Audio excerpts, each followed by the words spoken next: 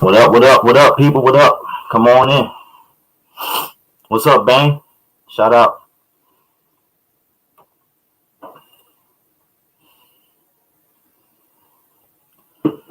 Link is in the chat. Let's talk winning some money, man. Let's talk some positivity.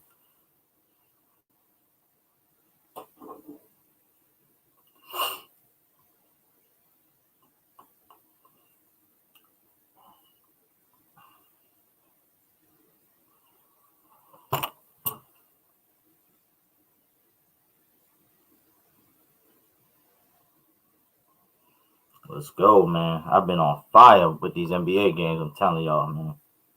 Want to talk this betting stuff, bro. Talk this betting stuff.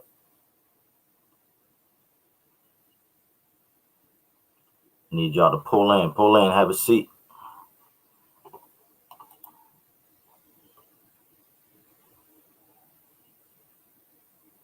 Bane, are you at work right now, Bane?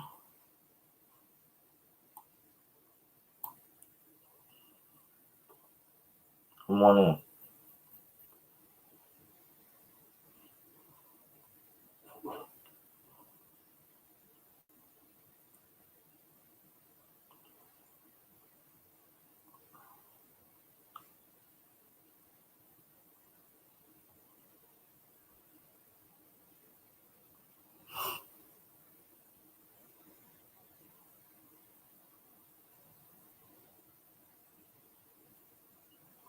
Geechee, there go my boy Geechee. What's good?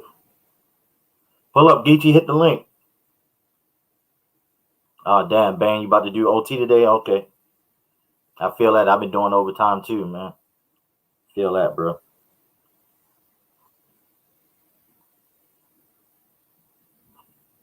Geechee, them Dallas looking good. They're in the driver's seat. What games we got today?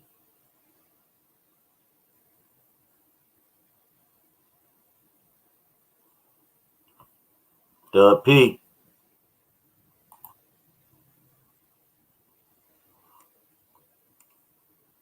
$100.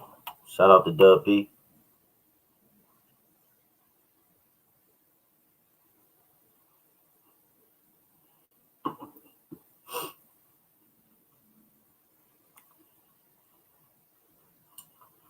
Let's see, man. Basketball wise, got a couple games tonight. We got the Blazers and the Nuggets, and we got Suns and Lakers. Lakers are favorites, man. I don't know if it must be Anthony Davis must be coming back for this game, so we'll see. Look at my boy Geach. Yo, what's goody? What's good, my boy? How you doing? And nothing at work, man. Okay. Yeah, it was good, Yeah, I know man. it's early in the States, but man, everybody at work, it seems like. Yeah, man. I've been mad shit. I went to sleep back at 12:30 last night, man. I had to be up at 3 o'clock. Hopefully, super teams get stopped. Dub P, LeBron started that mess, man. That stuff ain't gonna stop. Everybody gonna try to form a big three and do what they do, man. People tired of losing.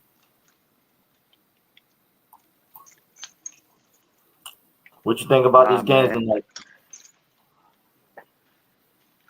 Top of the night. Yeah, we got Portland against the Nuggets. Right now, Portland is favored by 5 points at home, and then you got the Lakers and Suns, and the Lakers are 2-point favorites right now. I'm gonna keep it a beam, bro. I think the Lakers is gonna get beat, bro. I don't think I'm going right this year, man. I don't think they're gonna go far, man. If they do win, they gonna get put out next round, man. You You talking know about what I mean? the Suns? Yeah. I don't know, man. I don't think the Lakers the same right now, bro. Oh, okay, the Lakers, yeah. You said Yeah.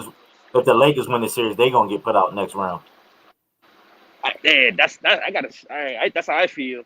Like I don't know. I don't think them boys the same right now, man. I You don't know. think We'll see though, man. Cause I'm interested though because they got blown out by 30 points, but now they favored to win. And when I see fishy stuff like that, because I think with everybody seeing that the Lakers just got blown out, everybody's gonna hop on the Suns, and I think the Lakers might win, and the odds makers are favoring the Lakers right now. So you know, Yeah, you're right. You're right on that too, man. But, I know, man. They look kind of shaky to me, man.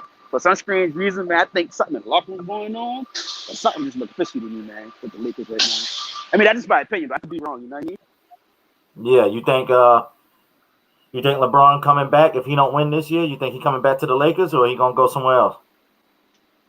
I mean, if you don't get no more, I mean, he's doing what he's supposed to do. It is, I don't know, man. He might just chill, but who knows, man? He might just go. He might just go back to the East, probably. Yeah, Bane.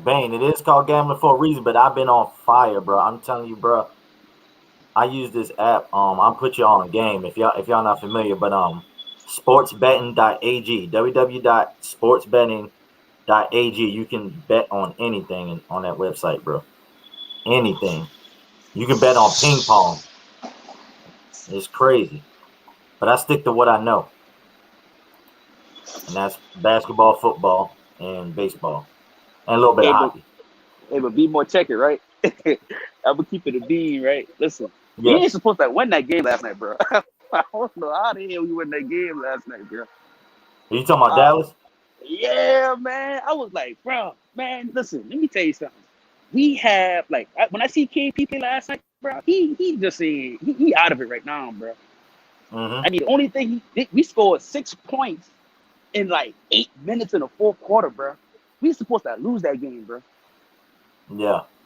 Yeah, we are supposed to lose that game, man. I'm like, what? We just got lucky though, man. I won't be surprised we tie that thing up and they go game 6, man. And might go game 7 though. Yeah. But You know the Clippers. but they iffy too though. Yeah, the Clippers is they unpredictable right now too. They have a hot game and it seems like we beating them at their house so far. So I mean, I think we go back to them too. So we just might luck up and get another dub. Yeah. Luka, they can't stop Luka, man. They can't.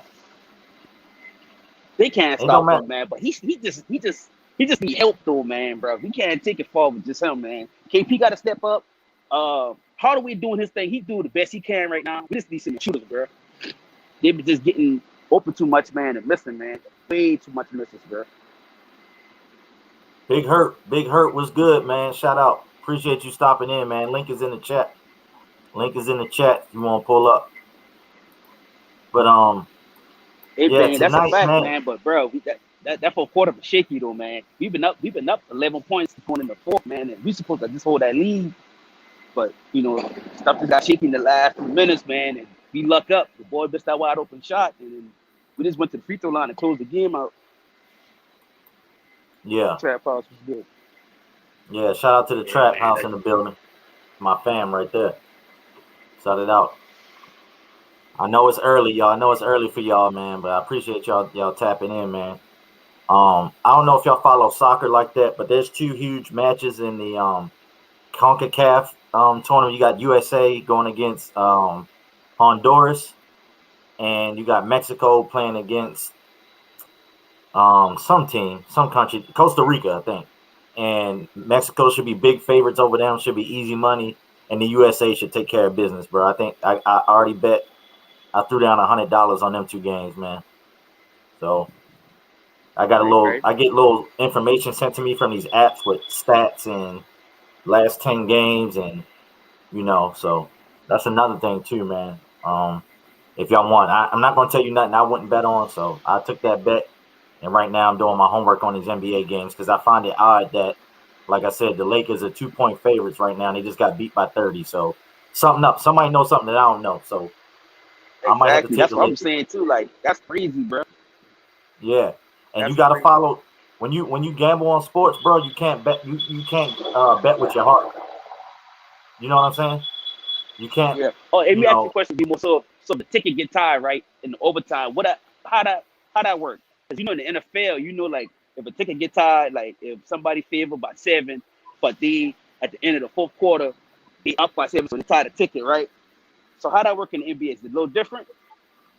No, it's all the same. If overtime counts just as still the second half. It just goes on. So, you know, if you got the underdog, you know what I'm saying? If the game is tied, and let's say in football, let's say the Dallas Cowboys is playing the Redskins, and let's just say the Cowboys is 7-point underdogs, but the game is tied going to overtime.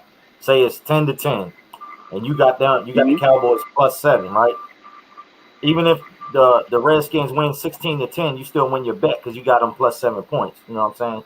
Because in overtime, once they score, they don't kick the extra point. So Got you. I it's a got you. I wrap. got you. Okay, so it's Yeah, pretty much yeah, the same then. Yeah, that's pretty much yeah. yeah, yeah.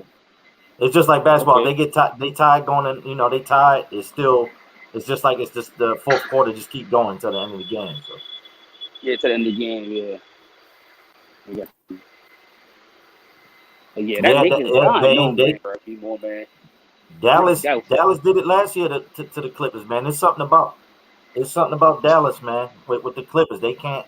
I don't know if they see the boogeyman every time Lucas step out on that court, man, but they cannot check on me at all. hey, I mean, that's a fact. That's a big fact, bro. Like, listen, man, Luka, like, I ain't gonna lie, last year, Luka got hurt, right? So I understood.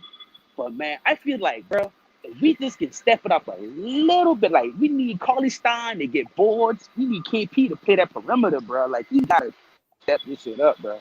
Like, he have to, bro. Like, since the third quarter, bro. Like, I knew he had a clutch 3, but man, he gotta do more, man. He gotta dominate, bro. That boy, what's the other dude? What's his name?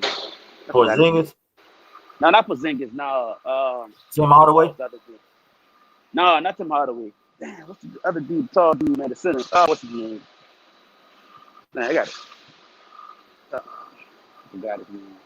Kleber, whatever. Not Cleveland, not Cleveland. The other dude, I forgot his name though. But he off the bench though.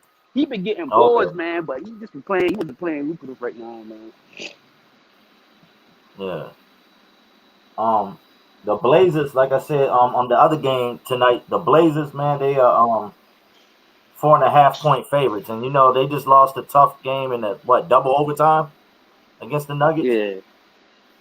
Yeah, I think the Blazers are back home right now, and their backs against the wall. If the Blazers lose, that's it. So I think Dame and them might I don't know if that game drained them or gave them more energy to win this game because they know if they lose, it's over. So we'll Marjanovic. see. Yeah, that's his name. Yeah, Marjanovic. Okay. Yeah, I had to look him up. Yeah, I forgot his name. Yeah, yeah. So what you But think yeah, about you're that, right though, Geese? man. What you think about Portland Um, tonight? If they lose, it's a wrap. man, you know what? To be honest, man, I think Portland will pull it off because they really got something to prove, man. Like they just getting put out too much in the first rounds, man. The last few years, bro.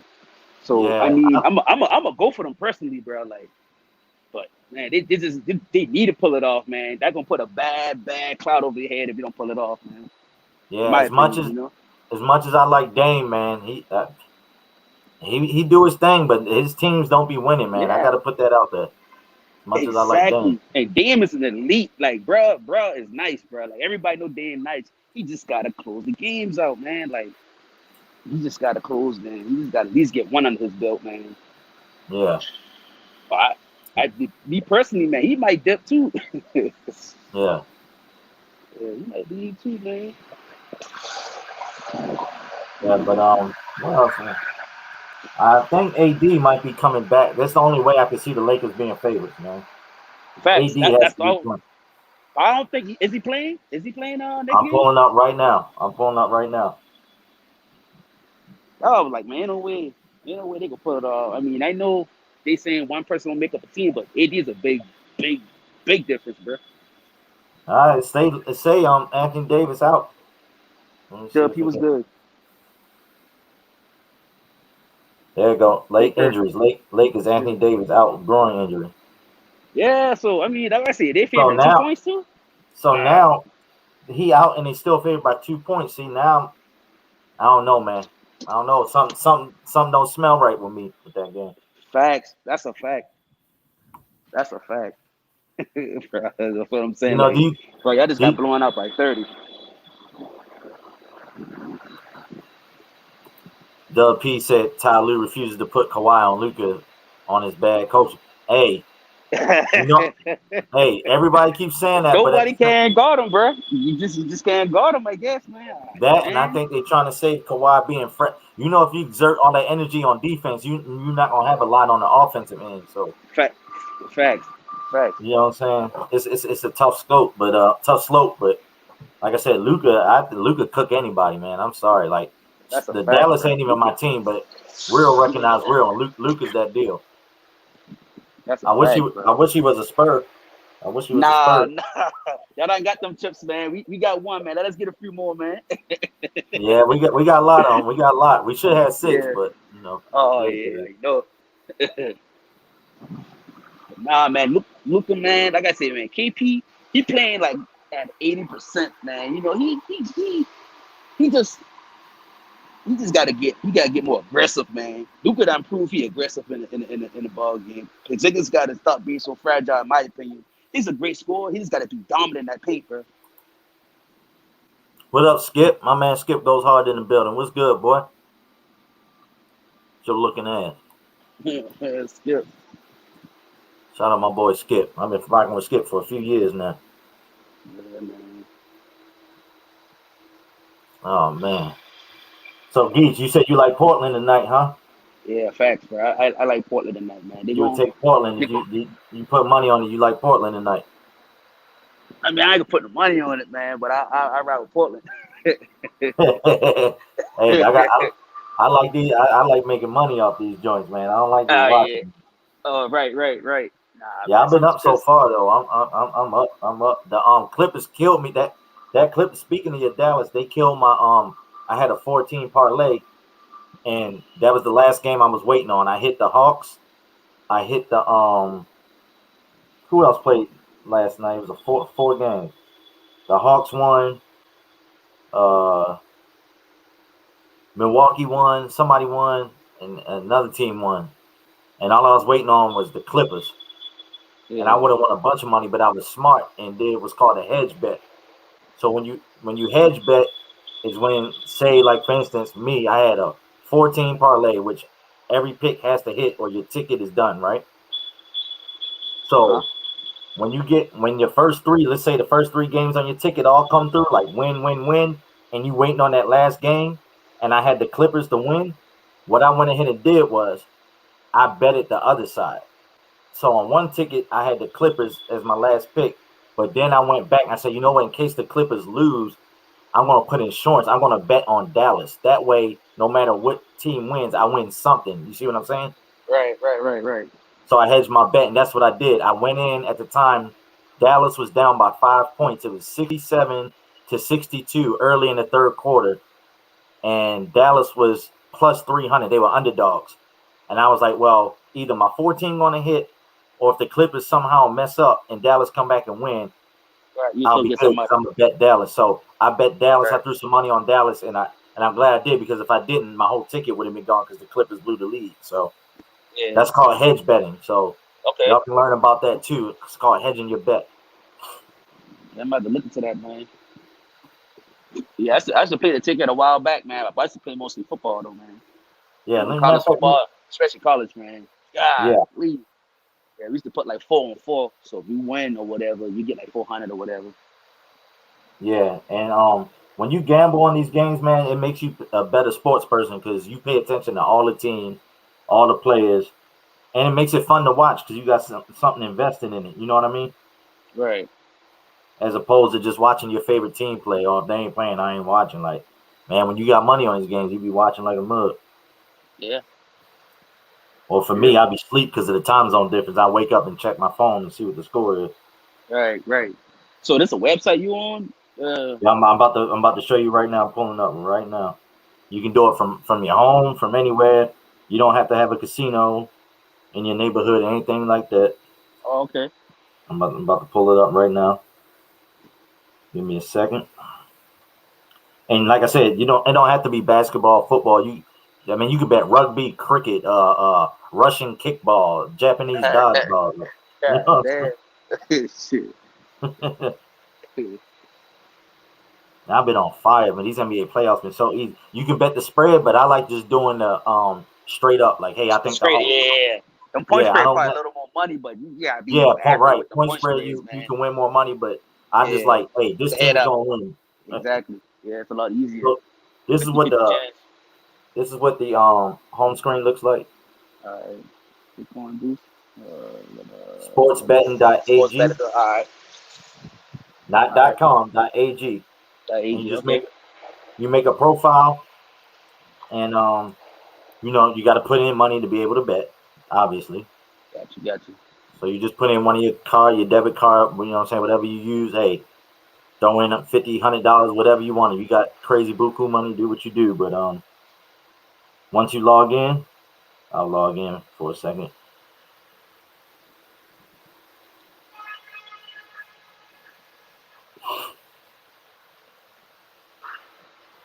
Once you log in, it'll give you your amount that you got in there on the top right Oh, okay. to mess with, and it'll take you to That's like a all little these. bank you got. Like if you want to put something on, you just pull it from Yeah. that. Okay, I got you. Then it keeps on the little taskbar. You can pull up all your tickets. Look, poker, esports. You can play casino games, live bets, everything. Everything.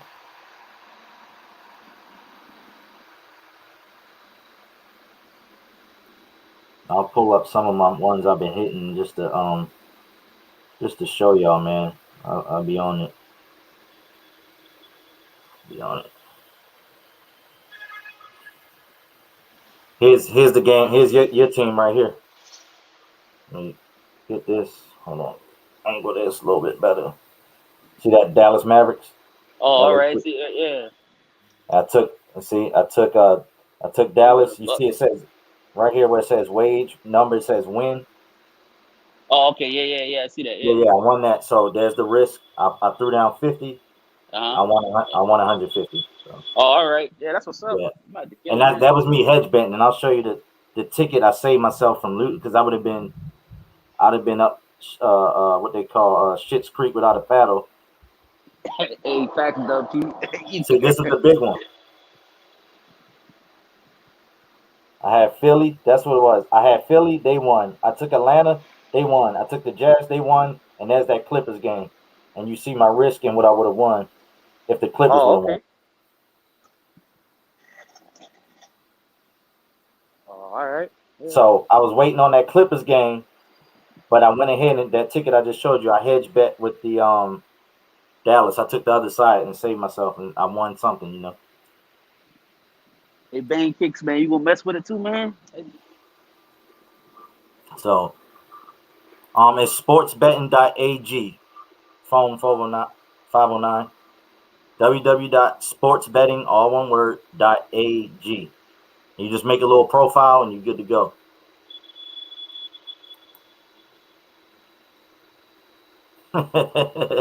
That's not it, Dub P. I wish.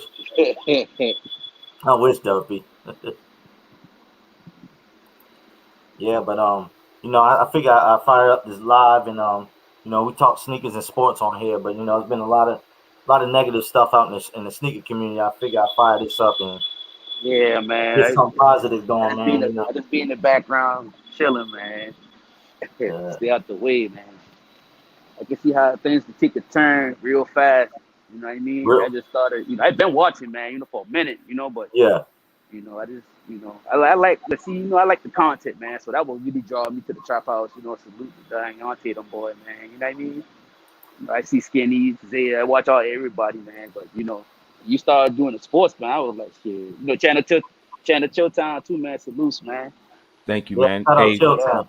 thank you, man. Hey, I just want to jump in, man, because I'm at work. I just wanted to come through and show some love, bro. Thank you for going live early in the morning for us, and I know it's a little probably in the afternoon for you, man. So salute to It's what you're doing over here, man. it's Hey, welcome, appreciate you, man. Chill Town, man. Appreciate you, man. No doubt. You need to put your cash app up there, man, so you can drop some donations, bro. Oh, it's on my it's on the ticker. Oh shit, my bad. Yeah, Yeah. I got it up there. All right, I'll send you a little something, man. I got to get back to work, man. Appreciate y'all. Shout out to the chat too. Hey, All right, appreciate you, Chill Town. My All guy. right, peace. Peace. Shout out to Chill Town. Yeah, thanks, man. That's one of the OGs right there. Yeah, man. Y'all boy, hey, listen, I ain't no cap, man. Man, I'm watching y'all like y'all sneaker collections. I'm like, bro, y'all got some heat, bro. I I'm like, appreciate it, bro. man, I was like crazy. And then some of the shoes I collect back in the days, man, like it was too small, so I used to give them away a lot, man. I used to give a lot of my shoes away, man. And I'm like, dang, man, some of the shit I had back then, I'm like, wow, you can't even find them no more. You know what I mean? Yeah. Yeah, I got a few though. Ain't much, but I got a little something. Man. What you into? Mainly Jordans or SBs or Dunks? I'm Like, I'm gonna keep it a beam, bro. I'm a Air Max and Jordan head. But okay, most of my Air Max, man, they gave away, man. But okay. I got more Jordans in my collection now, man. But I got a few Air Maxes, man. I got a What few you Air like? You Maxes. like 90s, 95s, ones? So in high school, I used to wear a lot of 90s. Mm-hmm. So and then when I got out of high school, you know, I started buying 95s. You know, I never owned a pair of ones before, the Air Max Okay. ones, but they kind of grown on me though, man. But you They remember fine. those Digi Camos? Yeah. Yeah, I got the blue. I got the Digi Camo blue, man. That's the only one I held on from my old collection, dude. Yeah. I just wore Yeah. some. I just und'd these right here. When I went on a little trip to Munich, Germany this past Memorial Day weekend,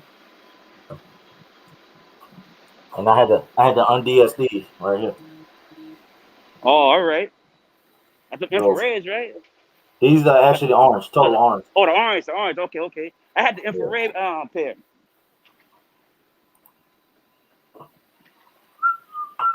Yeah, I had the Appreciate- infrared pair, man. Remember the infrared joints? Yeah. Oh yeah. Remember them? Yeah. They. Hell yeah. Yeah. Hell yeah. Appreciate you, Chilltown. Appreciate that. Don't Yeah, know. salute the chill time for real, man. It's definitely. But One of yeah, my them favorite orange. guys in the sneaker community. Oh yeah, that's the OG right there, though. Much respect. Yeah, much respect. You know what I'm saying? One of my biggest supporters. That's a fact. But yeah, I broke them 90s out, man, and they were super comfortable, man. I was walking around for hours and my feet were fine, man. Right.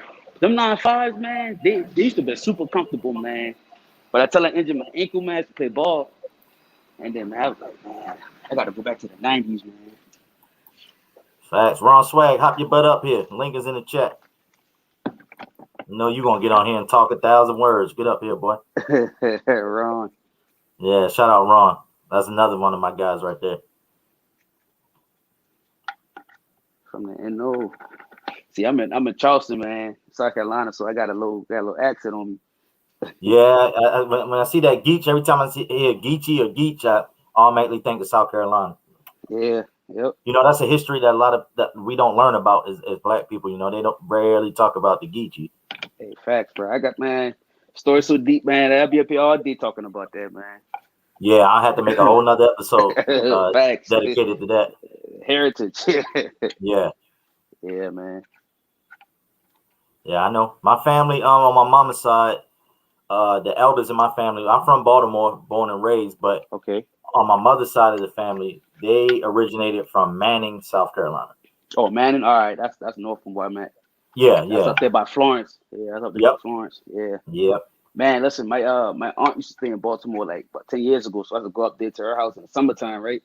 Man, Oh, you I think it's right by. I think she should stay in an apartment it's apartments like a townhouse called Turner Station. You know what I'm talking about? Man, Yep. bro, No I talk Turner about. Station. I had so much fun up there, bro. Yeah. And Boy, you had to be careful out there too. Facts, bro. Man, we used to be wild though, man. Man, I see the dude. I ain't get the details, man. But, Right. I got yeah, but yeah, but we used to have so much fun, bro. We used to have so much fun. Shout out Turner Station. You took it back. Facts, bro. Yeah, Ron, handle your business with your daughter, man. You know, handle business, bro. But nah, man, Atlanta, man, they're looking pretty swift right now too, man. Yeah, the Hawks. Yeah, facts. Yeah, Hey, Trae Young, you know, he got spit on and was like, yo, I'm not taking this no more. I'm about to put y'all out. facts. I'm gonna show you. You spit on me. I'm gonna show you. Y'all got one game. That was it. Shit, how much he dropped? He dropped like 30 in it or something like that. Dropped something. Now, I think one of them games he didn't have a bunch of points. He had like 20-something points. 20-something points. Okay. But he had like 14 assists though. He was dishing that rock. Okay. Yeah. Double. Shit, Luka almost had a triple double last night, man. He been two Yeah. 2 assists away from a triple double. He's a walking bucket, man. And then I tell you what, it's something about them. It's something about them European players. Like I said before last week, man. Facts. They come over in the NBA, man. They young, but they play against grown men over here. I'm in Europe, and that game is they not worried about jumping out the gym and doing 360s and civilized basketball, bro. Yeah, I mean they cut into the basket. They hitting the glass. They hitting mid-range jumpers. They knocking down their free throws. The big man can shoot outside shots and inside, like Jokic. You know what I'm saying on the Nuggets. Yeah. I was saying like Popovich, man. Like I was saying with y'all, boy, y'all had talent, bro, and y'all fundamentally beat people, bro. That's how y'all got y'all chips, bro. I'm like, way Tim Duncan. Tim Duncan ain't the GOAT for no reason, bro. Right. You know what I mean? Right. That's the fundamental. That's his nickname. Yeah, big fundamental. Yep. Yeah. I was Shaq Dubdom, man. I mean, when you and people think, I used to hate, as a Spurs fan, I used to hate that people hate, oh man, they boring. Like, no, they not boring. They not boring. They be beating people's, what, man. I remember what they did. I was so mad when they choked that first championship off against the Heat, but then they came back right the next year and blew them off the court in 5 games. Yeah. And I was like, yeah, go ahead, LeBron. LeBron ran back to Cleveland after that. He didn't want that smoke. How about them Knicks? Man, them Knicks got Julius Randle played great in the regular season, bro, but playoffs, he struggled. He struggled mightily in the playoffs. Atlanta got a good team, though. You know what? The Super Cat brought it up on my last episode. Them getting Nate McMillan as a head coach really turned things around. Really did.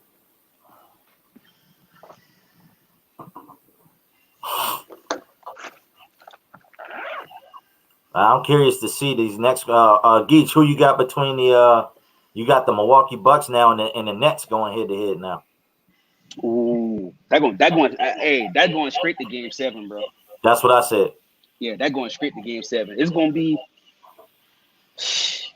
I'm gonna take the Bucks. I'm gonna bet the Bucks. I think the Bucks. I think I don't know though, man. If I'm talking about Game 1, Brooklyn, I'm going Game 1. Game 1. All right, bet. Yeah, I'm gonna go with the Bucks. I think they. Let me check my app. I don't know though. I think Brooklyn might take that one though, man. I'm gonna see because they still got to feel out, the play style too. Though they got a bunch of talent on both sides. I think KD gonna have a good, a good game. Yeah, right now Brooklyn is -4 points for Game 1, so they got to win by 5. They phone crazy, man. They favorite right now. Bucks and 6. Ron, I think you just might be a Nets hater, Ron. Ron, I know you said the Bucks, but you said a lot right there. But Brooklyn ain't a sleeper, man. If the Bucks win, it's gonna be 7 games. It's gonna be 7 games if they win. Oh, fact. If they win, it's gonna be 7 games, bro. He said Bucks in Game 6. Sleepy 5, my boy. I'm gonna get you a pair of phone posits to make you like them, Sleepy 5. You be ragging my phones, bro. My whole timeline this whole month, nothing but phones. I'm gonna phone y'all to death. But salute, though. Salute.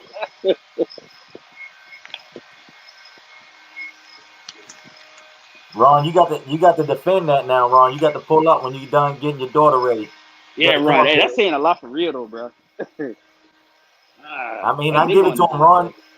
Ron did say, Sleepy 5 said, nah. Sleepy 5, what size you wear? Boy, I'm gonna send you a gift. Harden the choke artist, Kyrie too. Nah, Kyrie did hit that. Okay, you said it one shot in the finals. But both of them playing with KD, man, and Blake Griffin, bro. That's a different team, man. Exactly. They ain't young. There's different circumstances, bro. Last live, bro. Like they done got older, they mature. You know what I mean?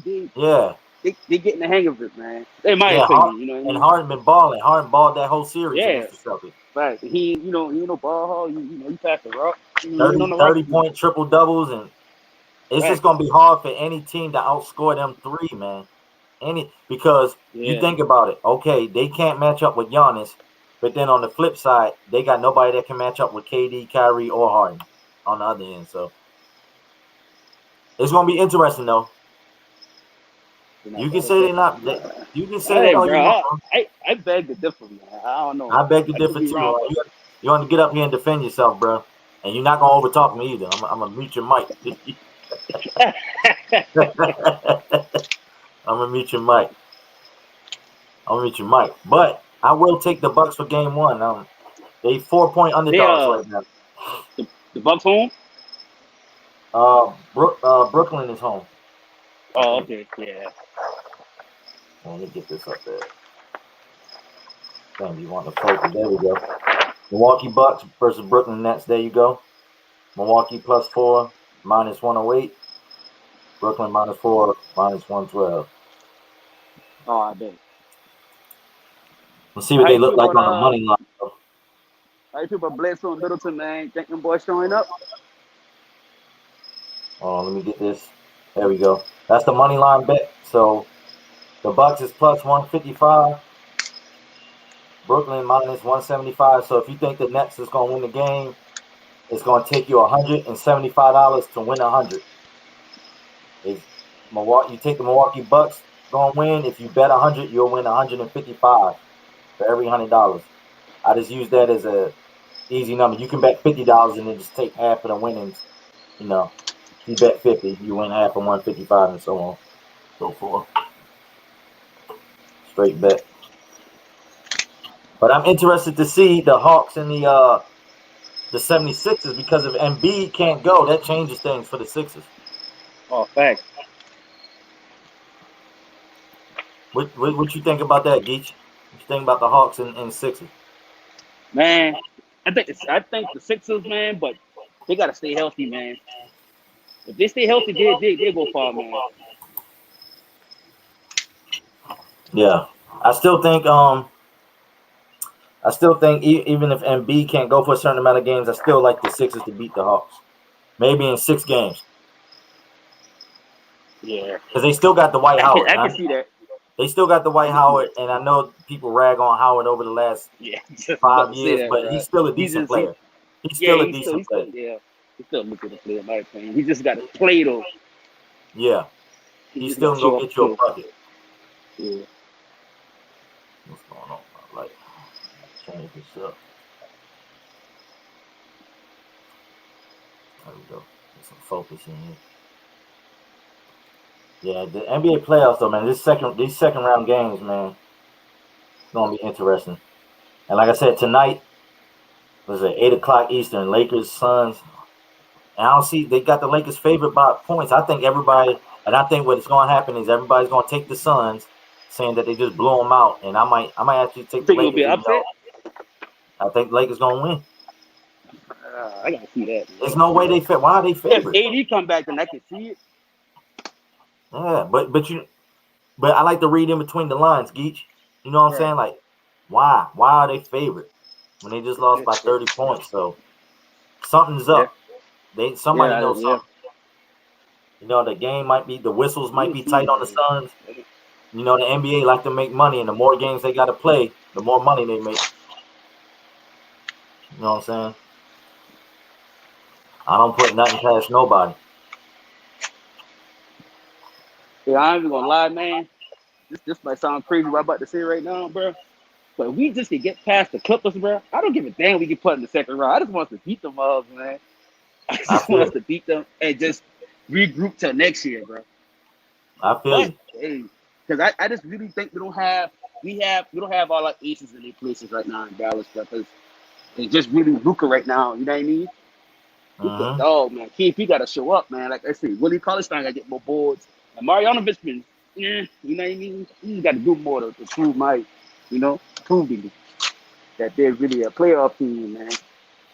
Yeah. I think, and you know, we got Hardaway, man, but them other dudes, man, they you know what I mean? Yeah, I think that Clippers back against the wall once again. It seems like they always go in 7 games, no matter who they playing in the playoffs. Yeah, fact. I don't get it, man. Something is up with something ain't right with that Clippers team, man. I don't get it. I don't think their bench. Yeah, last year their bench was a strong point, but this year their bench ain't that great. And they won the last two games before this one, and I said, okay, here they come. And then as soon as I think here they come, they lose. So yeah, yeah, we'll see.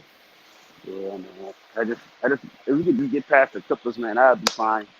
I'd just be cool with that, man. Because I know, I'm telling you, man, I think Kawhi going to Miami, bro.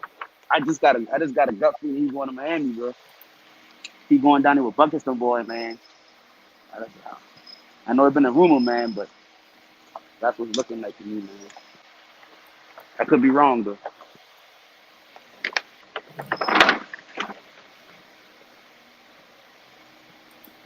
Up here go E Money. He say again, no AD. The Lakers take an L. It's his team now. I mean, I get it. AD is a great player, man. I still think it's Braun's team, but I'll put it like this, E Money. Do you think if they had Anthony Davis but they didn't have LeBron, that there'd be a different outcome? I don't think so. So, I know you love them Lakers. I know you really don't like Braun like that, but Braun deserved it. Braun didn't play well. I know his stats look good. A lot of people just look at the stat sheet and see the end stats and think somebody played well, but he didn't. And James Worthy called him out. So.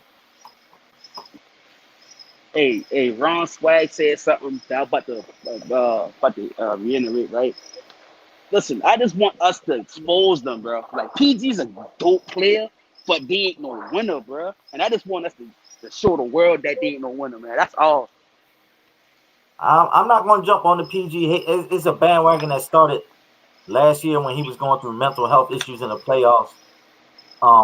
They didn't want to play in that bubble. They announced it before they even stepped foot in the bubble. They didn't want to be in that bubble. No. And that I understand the Lakers won, but that was an AAU championship. Like, let's be honest. You had a 5-6 month layoff. You played with nobody in the stands. You played the Miami Heat team that just got swept in the first round of these playoffs. That's the team that you beat, and now you on the verge of getting put out in the first round. So there you go. But B-boy, they had issues in the locker room now. You can't look over that too now. Who had issues? Lakers? Nah, the Clippers. I'm talking about the Clippers. You just saying PG ain't no winner? I look, when PG was with the Pacers, man, he lost to Braun a couple times. They should have beat Braun a couple times. I think it was 2014, 2013-ish. Like, Yeah. hey, Paul George. Yeah. And remember, Paul George snapped his damn leg in half, bro. Let's not forget that. Yeah. I mean, you're right. Come on now. We gotta give that man some credit. It was fun for everybody to pick on him when he was struggling in the playoffs, and they, playoff P, blah blah blah. And it's like, bro, did you not watch him when he's with the Pacers, man? I know the OKC bid didn't work out, but nobody with Westbrook so far worked out. That fact, the OKC been first for a little minute. Yeah, come on, man.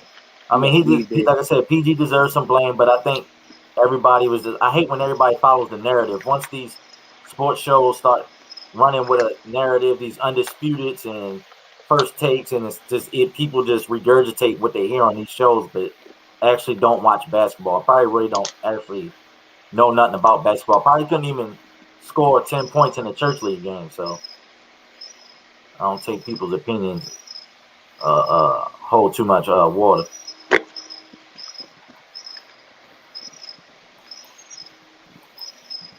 E-Money said people jumping on Schroeder, but he doesn't run the point. He has been made a shooting guard. Braun that Rondo run that. I'm telling you, as great as LeBron is, he turns people into spot-up shooters that are not spot-up shooters because Braun has to have the ball in his hands. Braun does not play off the ball. Let's be real. Braun going to sit there, bring the ball up court, dribble. Everybody just stand and watch. And then he going to kick it out to you with 4 seconds left on the clock, and now you expected just to hurry up and shoot a shot. And you can't get in a rhythm like that, man. These players are rhythm. Some players are spot-up shooters where they can go stand in the corner, you pass on the ball, they can hit the shot. Other people, they need the ball in their hand, or they got to come off the screen. In motion, though. And everybody need mama know Rondo ain't no spot-up shooter. That ain't bullshit, Ron. Hold on. It's like I got an echo. Can y'all hear me all right?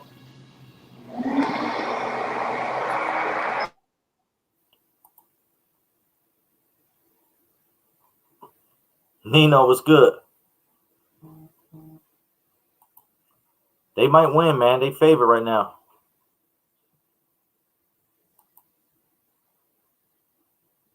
Okay. Yeah, pull up here, Ron. You talking real spicy.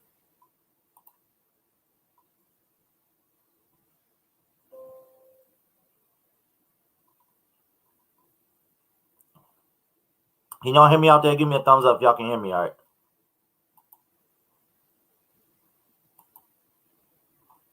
Sleepy Fire, can you hear me?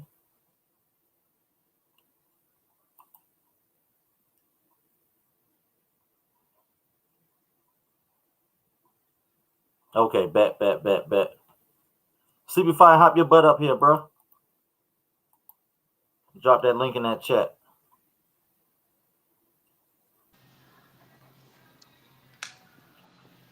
Geet, you good? Yeah, I'm straight. Okay, bet.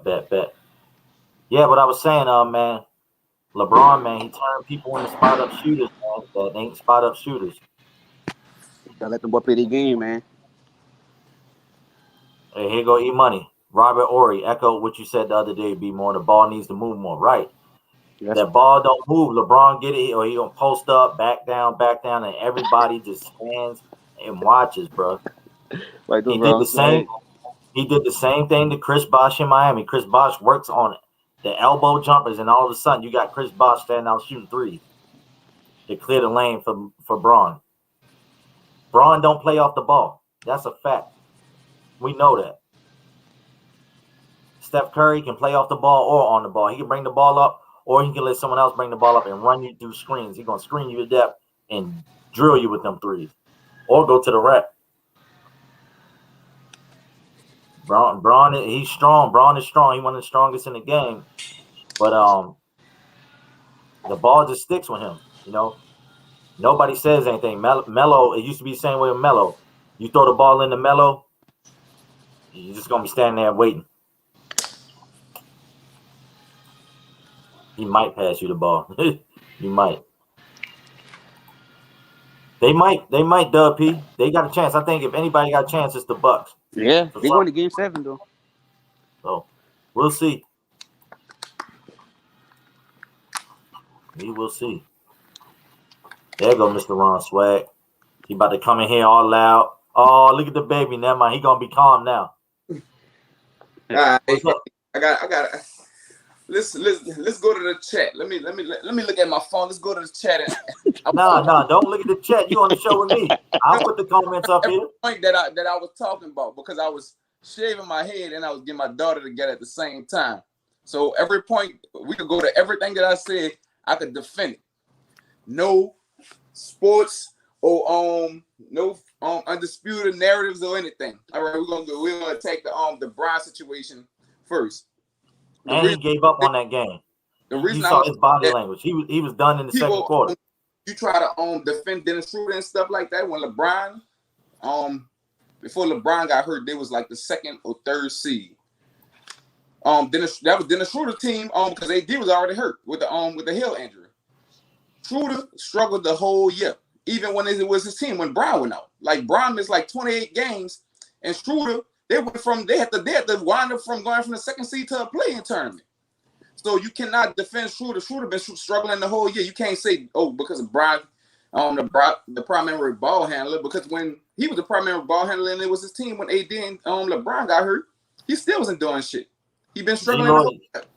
G-Lloyd, you funny as hell, boy. Knock it off. All right. You don't rock with no phones, G-Lloyd. Go ahead, Ron. That's my first point. All right, Paul George. I'm gonna say this, and I've been on. I like the Paul George, especially when he was playing for Indiana. Fact, G-Lloyd. But I heard you with the injury thing and all that, but he came back stronger than ever. But this what made me say that this dude not no winner. When Dame hit that shot on him at OKC, And he was like, "I'll take that shot." I'm like, "Dude, not know when, man.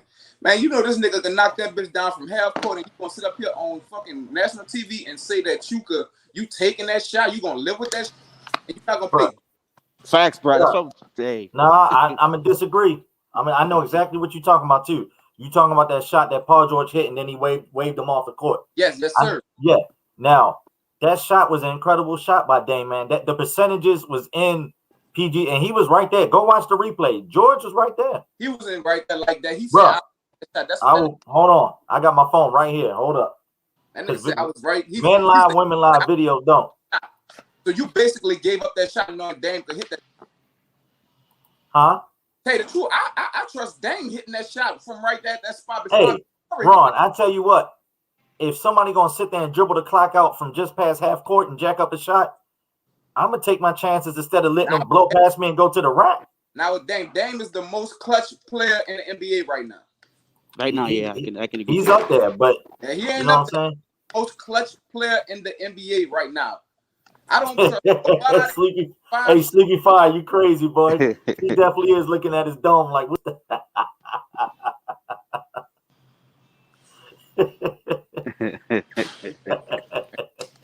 Yeah, Hey, that was funny. That's true too. She was like, you seeing it Sleepy. As soon as you said sleep, I was looking. Yeah, Middleton gonna have to make them work. Dub P know a lot about basketball. I like Dub P. Yeah. Dub Let me P ask keep y'all it boy low a question, right? and then another thing, people say don't go into numbers. I just saw somebody say something about the plus and minus when LeBron out on the court, even when AD playing, or when he playing or when they not playing in any game this season is horrible. When LeBron check out the game, that shit get bad. Because he don't make his teammates better, contrary to popular belief. If he out the game, the plus minus, that means if he not in Look, and that's minus is down when he out the game. That means it's actually getting 10 times worse when he out the game. She said she ain't took her eyes off your head. That's my baby. Hey, Hey, shout let me out. ask y'all a question, man. Go ahead, Geek. Who is a leader in LA Clippers right now, bro? They don't have. They actually got rid of their leader.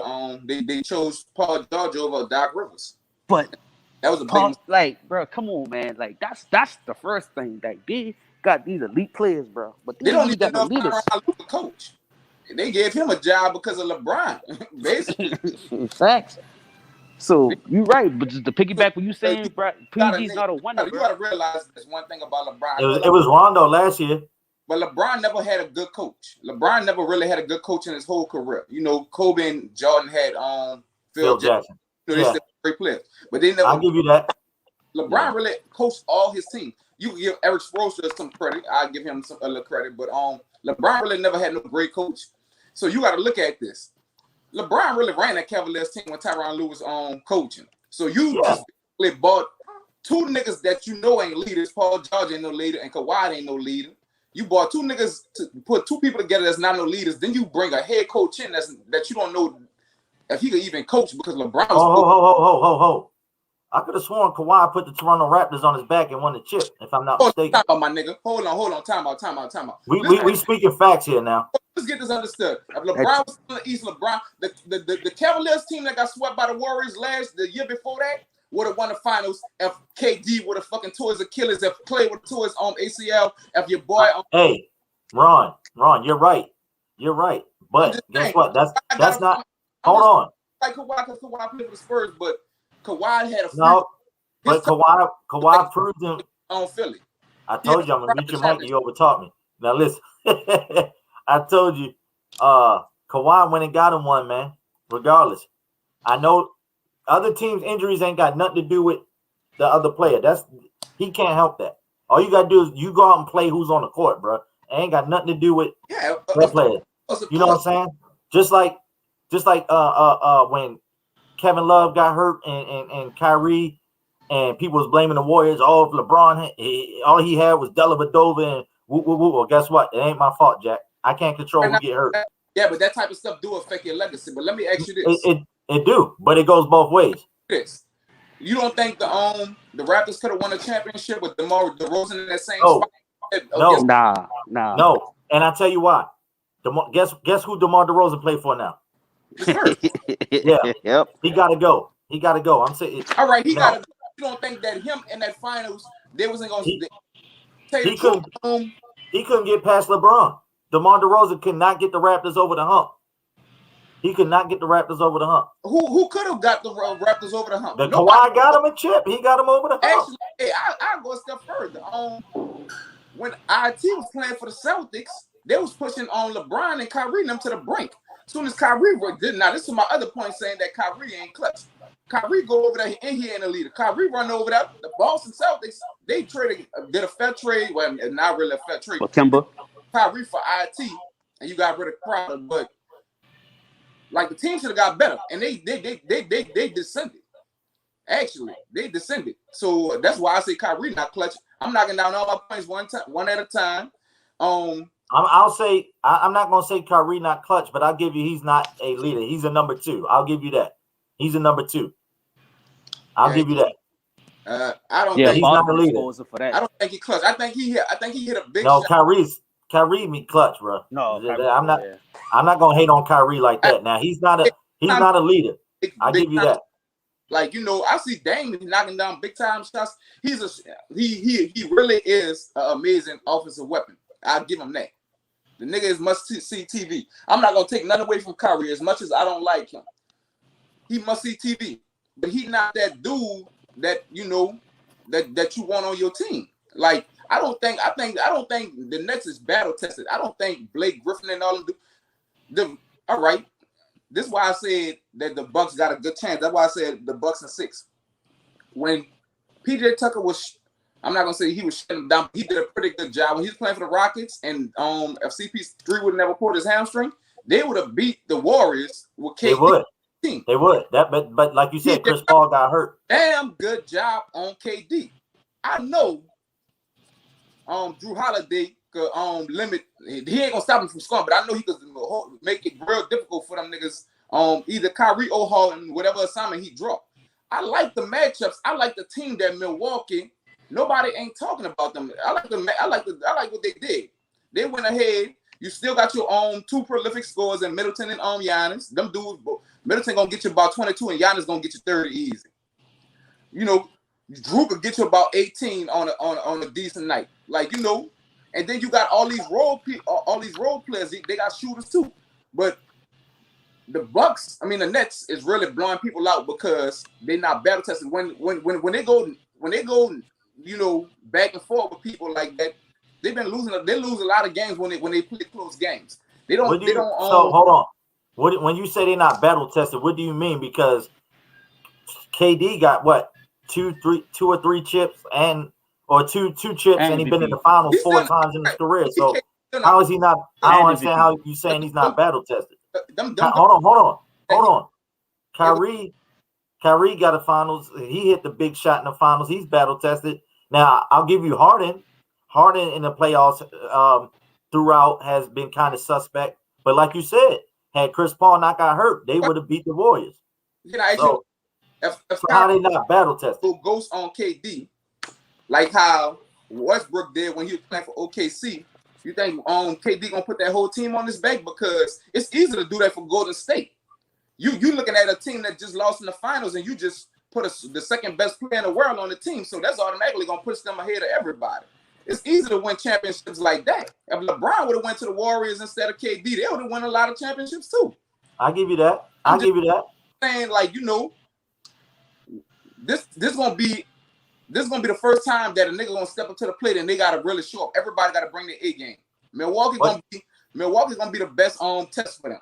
I think this is gonna be actually. I'll go this far. This is gonna be actually the best series of the playoffs.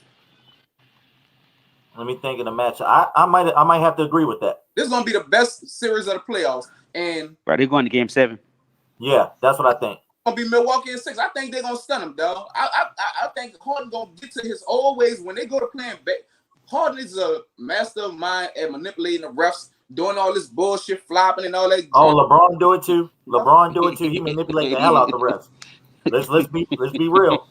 I seen LeBron holding his eye. He didn't even get touched. And he said he saw 3 rims. He said he saw 3 rims. He's lying like hell. That man ain't seen no 3 rims. Get out of here. Don't watch you must just don't like LeBron because you must don't watch. No, you know LeBron be baiting them refs just like Harden. More than LeBron in the NBA is Zion, and he don't get called for fouls.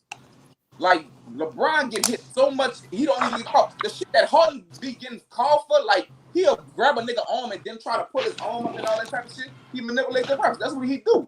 And when you play in the playoffs, they don't be calling them soft ass fouls. So when he be flopping, they call it for LeBron.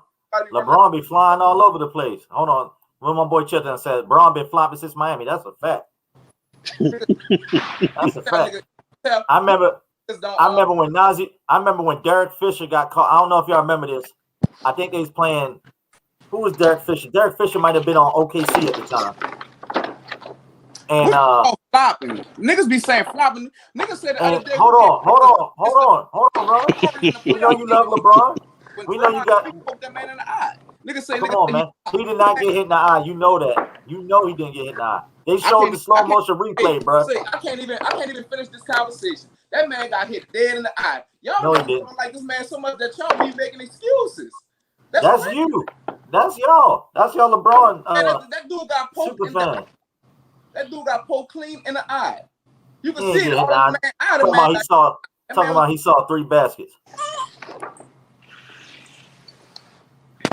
Niggas, when LeBron get hit and he stop and talk to the referee while niggas going the other way, niggas call that flop. I'm gonna download a LeBron flopping compilation and play it on here just so you can see. All right, now and make sure right after you play when Draymond Green poked in the eye.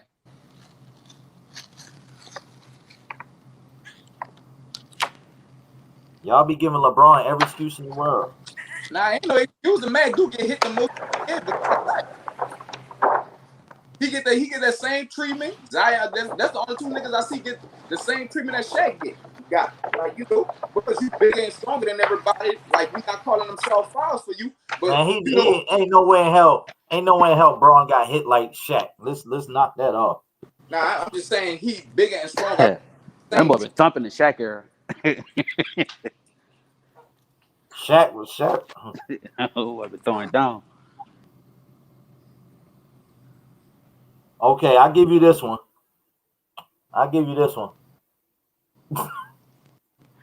He got chopped, bro. He got chopped. That's yeah, he got chopped.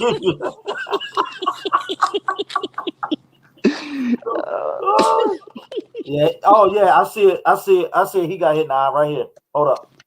Bow right there. Yeah, he got hit. He did. I think right.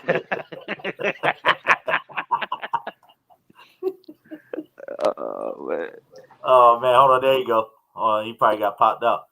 Nah, I bring my camera close. I made a mistake and hit the X. My bad. Did you see it wrong? You right. He did get hit in the eye. Yeah, he got chopped, bro. Yeah. I'm gonna show you right here. Hold on. That was a good angle too. Yeah, I saw something that happened. You could tell. I be hooping. You could tell when somebody here gets it is. eye because your Watch this. body gonna jerk. That's like watch this, wrong. Bam! Right in the eye.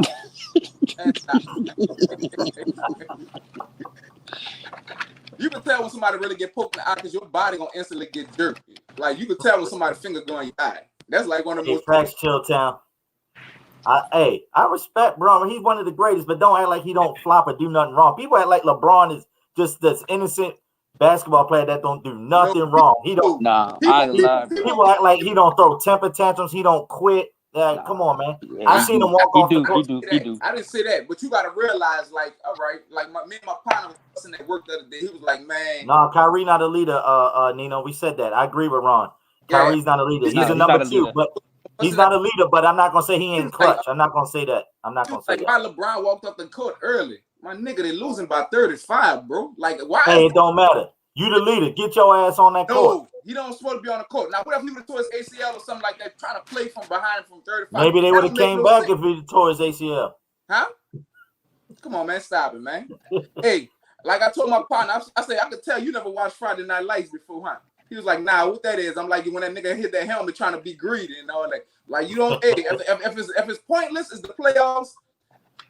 If it ain't the last game, you supposed to get off the court, man. Get your stars off the court. Don't get nobody hurt being stupid. I didn't see Braun walk off the court against the Celtics. They kicked his ass. I I done seen a lot of it, bro. Yeah, but hey, then he bounced right back and won the next game.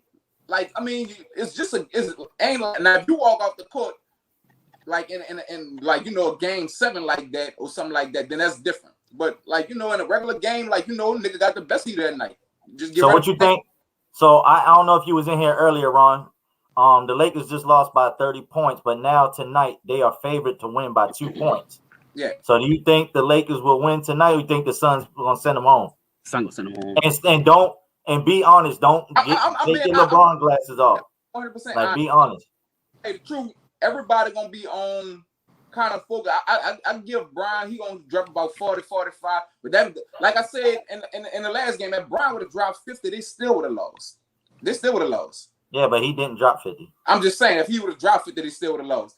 But I'm gonna say this. I can't remember last time LeBron scored 50. We'll go ahead. In the finals, probably in the finals on KD Hay when No, that's the other way around, brother. But go ahead. No, I'm it's the other way around. But go ahead. He had 52 when Gerald KD shoot right when LeBron right in his eyeball. Bang! He got hit in the eye then too. You right? I forgot about that. Man, stop it, man. But tonight, I'm not gonna put it on Brian. I put it on Shooter tonight. If Shooter, Brian got to step up. Huh? Brian got to step up. Brian got to step up tonight. If Brian get 40, 45 points and Shooter don't do shit, they still gonna lose.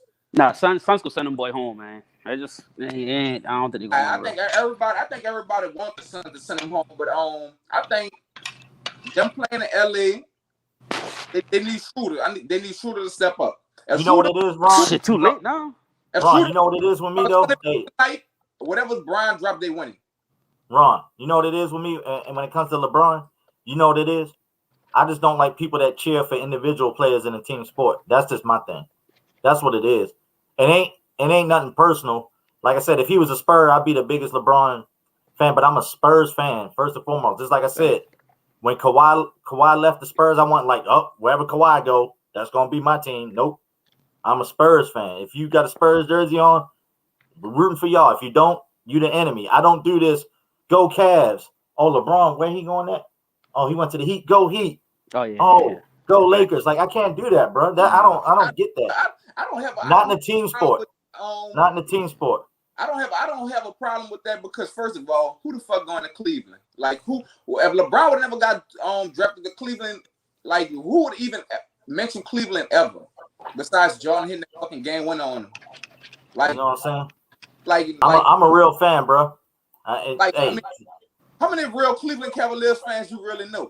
Come on, hey, they out there, bro. Just because they're not on TV, but until LeBron got there, don't mean that. I hate when people do that. Just like it was real Warriors fans when they had Chris Mullin and Tim Hardaway and Sprewell. It's always been real Warriors fans. Just that when they got super good with Steph and Clay, they've been on TV, and then everybody wants to say, "Oh, you just started liking the Warriors." No, they had the Run TMC era Warriors. Yeah, they had the We Believe team with Baron Davis and Steven Jackson, and they beat the number 1 seed Utah back in 07. I remember that. It was Warrior fans. They was packing the stadium then. So don't. And when they had Monte Ellis. So let's not act like Warriors fans just popped up because KD showed up a few years ago. I hate when people do that, bro. Now I tell you who didn't have no damn fans. I'm good as fuck. Whoever LeBron played against in the finals, they get the biggest fan base. No, they had Spurs fans coming out the woodworks when LeBron was playing for Miami. The Spurs what they asked. Hey, yeah, but they had Spurs fans coming out the woodworks. I ain't seen Spurs fans since LeBron left on Miami. You crazy? I know you ain't paying attention. Hey, yeah, boy, I'm about to hop back in the chat, man. Hey, Geech, I appreciate y'all, boy, man. How many niggas was cheering for the Spurs and how many niggas was like, I'm a Spurs fan and all that type of shit? No, people hate the Spurs. First nigga I actually heard say that you a Spurs fan since. Right, so that proves that there's no bandwagon. People hate the Spurs. Not me, I love them. Everybody loved the Spurs when LeBron was in Miami. Nah, everybody was Miami. It was all Miami. But and look, Miami fans so fickle. I remember they left the stadium before the game was over. Then they got locked out. They tried to run back in when Ray Allen hit that shot, bro. They fair weather. It was no Miami Heat fans prior to it was Miami Heat fans, but not like that. Because when people go to Miami, they go to the beach. They go do the Dolphins fans, they terrible. Every time a Dolphins game play on TV, it'd be more of the other team's fans in the stands. That's a fact. I remember going down there for a game, and it was all the other teams' fans. I'm like, damn, where the Dolphins fans at? I could believe that. I mean, a lot of people like that. Down here in New Orleans, well, after Katrina, like it's kind of hard. It's a real hard situation because Katrina really brought, like, you know, the city a whole lot closer, like as far as the Saints and all that. But before Katrina, I've been a Saints fan. I'm talking about when they used to wear fucking brown bags on their head. Yeah, I've been a Saints. Danny Werfel, Danny Werfel, Aaron Brooks, Blake Griffin. I mean, not Blake Griffin. Jeff Blake. What the fuck is the dude's name? Aaron Brooks. Aaron Brooks. Jeff Blake. Yeah. You know, I've been, you know, since Memorial. I was a baby being a Saints fan. I've been a diehard Saints fan. Right. So let me ask you this. So if Drew Brees gonna retire, right? Yeah, he gone. Are you done being a Saints fan, or are you still a Saints fan? I was a Saints fan before Drew Brees got there. That's what I'm getting at, as opposed to LeBron. Like, with one Hall of Famer leave, I'm not changing. Oh, let's say Drew Brees got traded. Listen, people gonna come crazy, but I like, you know, as much as I love Drew Brees, and I met Drew Brees a lot of times, you know. Yeah. I trust Sean Payton more than I trust Drew Brees. Yeah, Sean Payton's a great coach. Yeah, I trust him more because when Teddy Bridgewater, look what happened to Teddy Bridgewater in Carolina last year. When Teddy Bridgewater played for the Saints, when Drew Brees got hurt, they won 5 or 6 straight games. Teddy Bridgewater takes into the playoffs, and Drew came back and fucked it up for the Vikings. Last year, Taysom Hill ain't even no quarterback. This nigga won like 4 games and lost one. Yeah. So, like, you know, I believe in Sean Payton more than anything. Like, but you know, I give it to Drew Brees. I trust him, and like, you know, if I say Jameis Winston. I think Sean Payton could go to the playoffs with Jameis Winston at quarterback. Can he win a championship with him? No.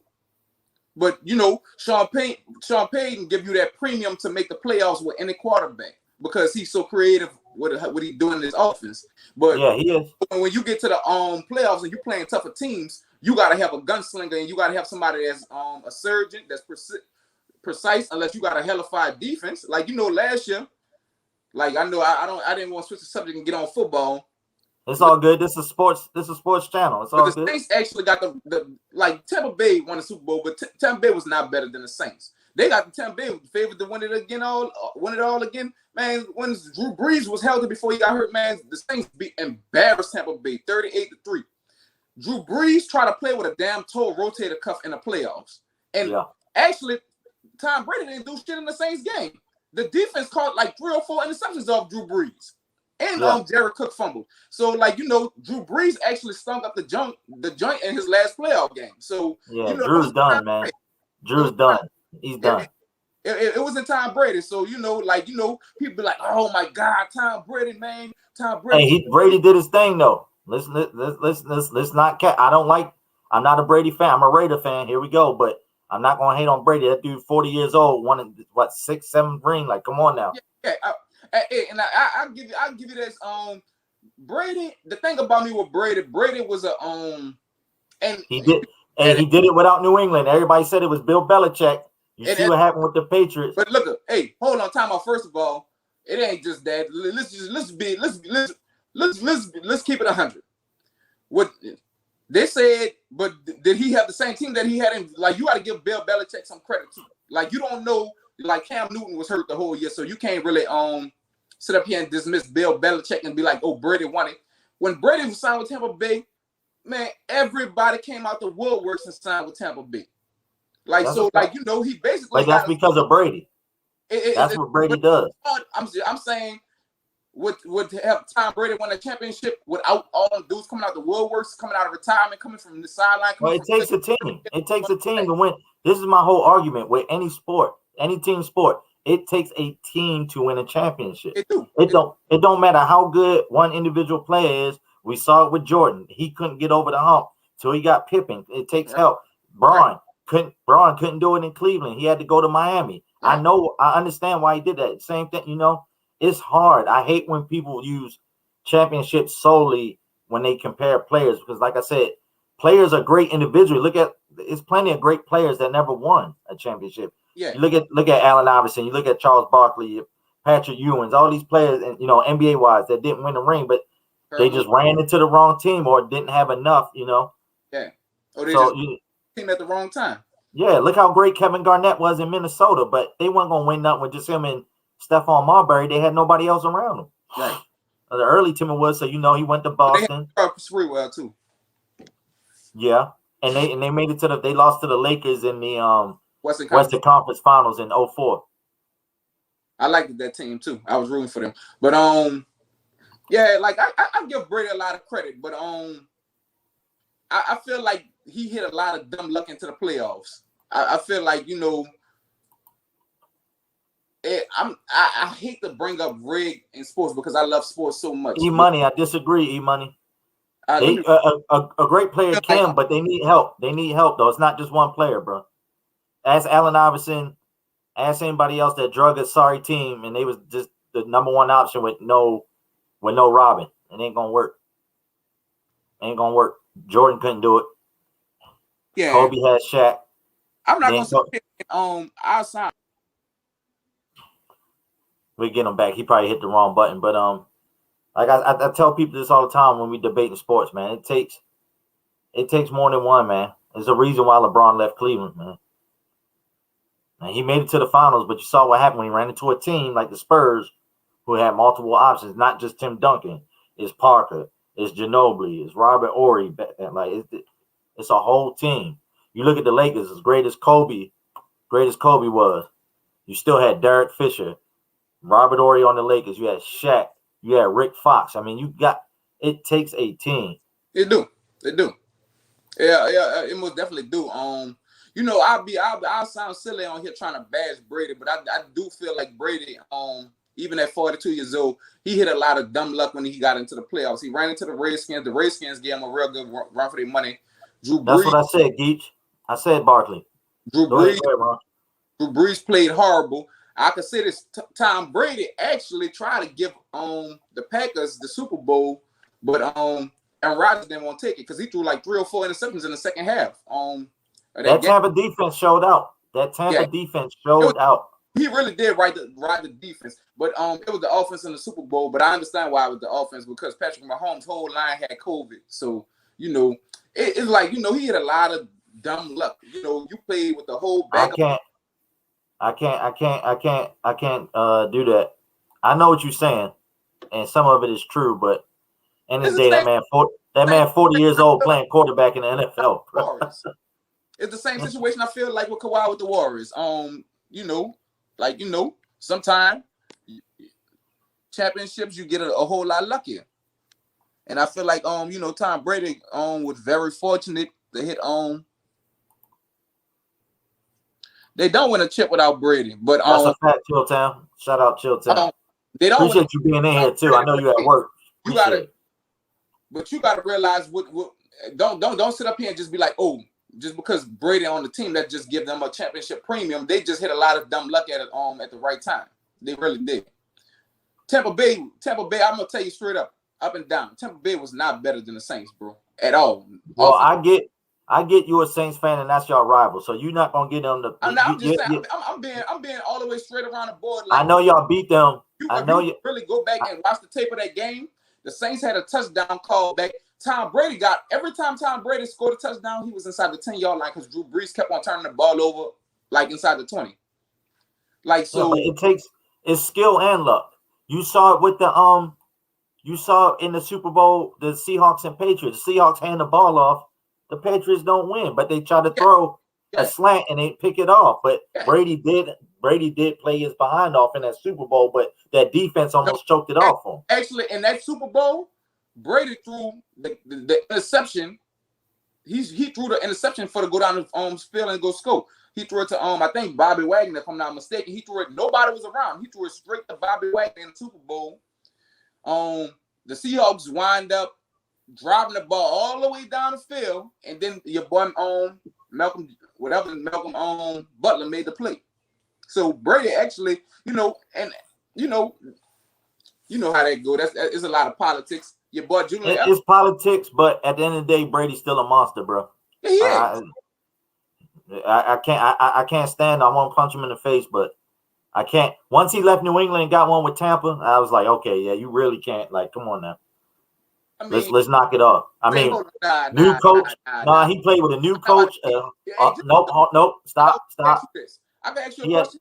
If LeBron leave the Lakers right now, and then he go to Portland, and Dame's still over there, and they trade CJ McCollum off, and they get somebody like Zion, and then they come and Harden go over there, and then somebody else go over there. Then you're gonna be like, oh man, I can't even say nothing about LeBron now because look at man, this nigga done left and won a championship on another team. Look at the players that he was playing with. He playing with all Hall of Famers, basically. Look what he did with LeBron did it in Miami.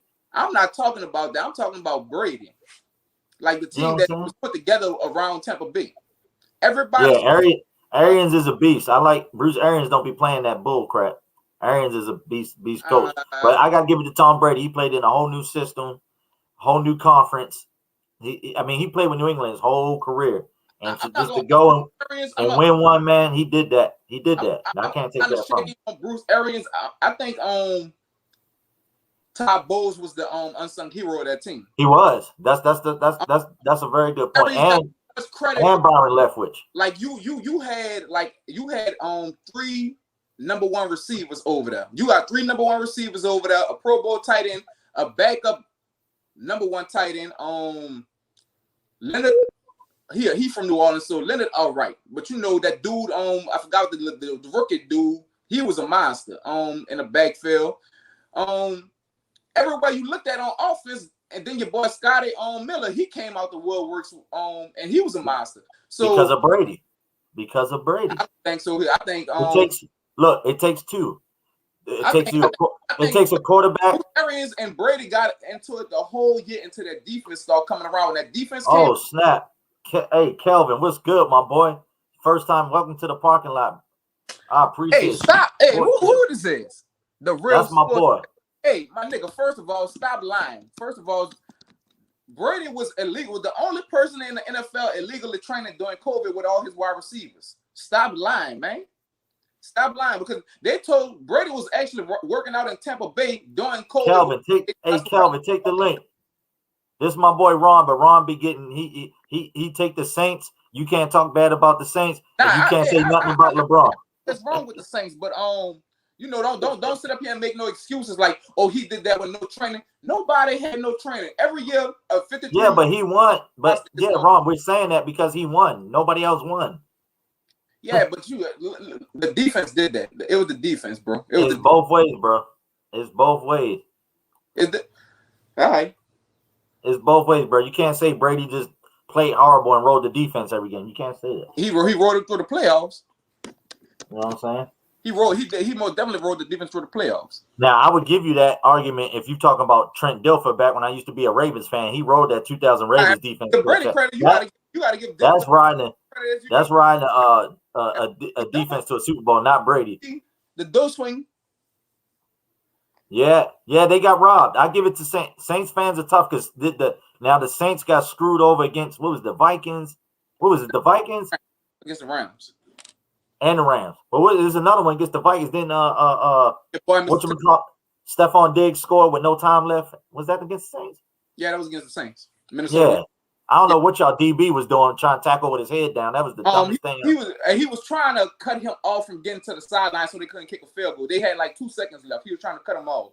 But on that one, I put that on that loss kind of like on what's his name? Dennis Allen. They called the timeout right before that, and they made the DB stand on the sideline instead of playing a regular position. So he was already standing in front of Stephon Diggs instead of just trying to make a normal football play. He tried to cut him off and missed his whole fucking body. Chilltown, that's what I was saying, bro. Yeah, Scotty Miller balled because Tom Brady. I never heard of Scotty Miller either until Brady was a rookie. Yeah, you know what I'm saying? So, like, you can't sit up here and say that you never heard of somebody and then, like, the dude just hitting the scene. Like, was he a rookie though? I think he was a rookie. Okay, I'll give you that. But if he wasn't, I ain't never heard of that dude till Tom Brady went down there. Like, this thing I hate. Like, Bruce Arians and Tom Brady was getting into it the whole year. Bruce Arians was calling Brady out the whole year until the defense came along. After that Kansas City game, I don't know what happened. That defense hit lightning in the bottle and they got locked down. I'll give that defense that. They they got, you know what happened, right? They got embarrassed that first. I think Tyreek Hill had like 200, 300 yards in the first quarter, something crazy. But if you watch the rest of that first game, even though they lost, they shut the Chiefs out. Even the rest of now they lost that game, but outside of that first quarter, it was all Tampa. And Tampa said, I watched the thing. Tampa said when we played them in the Super Bowl, we knew right. And we got them. Right. Yeah. So I'm not gonna sit up here and your boy talking about the Saints fan, but I'm not being bitter. You can't just sit up here and be like, you give all the credit to Brady because the defense really balled out. People act like he had a horrible defense and he just because he was on the team. If that defense was, I'm gonna say this, and I'm gonna leave it alone. If that defense was playing like the first half of the season, them dudes don't win the Super Bowl. Them dudes don't even make it to the championship game because Brady was not playing good enough in the playoffs for to drag his team to the Super Bowl. But the defense was playing good enough for the Super Bowl. Of course, the veteran quarterback not gonna make no mistakes. You sure? I'm about to pull up Brady. If you got a Brady, a Braves, a Rodgers, Russell Wilson, they're not gonna make mistakes that the usual quarterback gonna make. So you automatically have a premium. So I like Brady, as far as a player and all that type of stuff. But I hate when people just be like, oh, if Tom Brady hop on the Chicago Bears, do they have what's good, Rap? Do the Chicago Bears? Is the Chicago Bears gonna win the Super Bowl next year?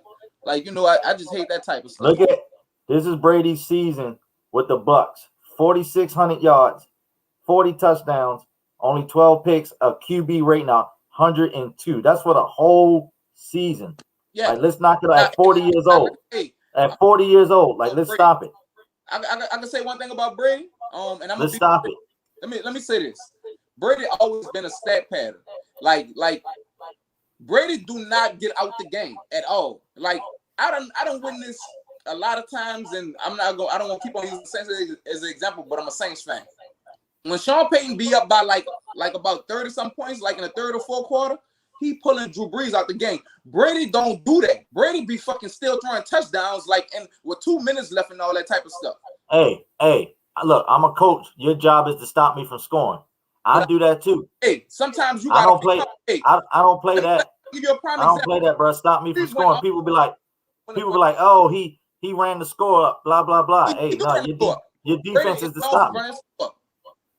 When the Saints was beating the shit out of Tampa Bay on that Monday night game, Breeze didn't even play the full quarter. Winston was in there. It don't matter.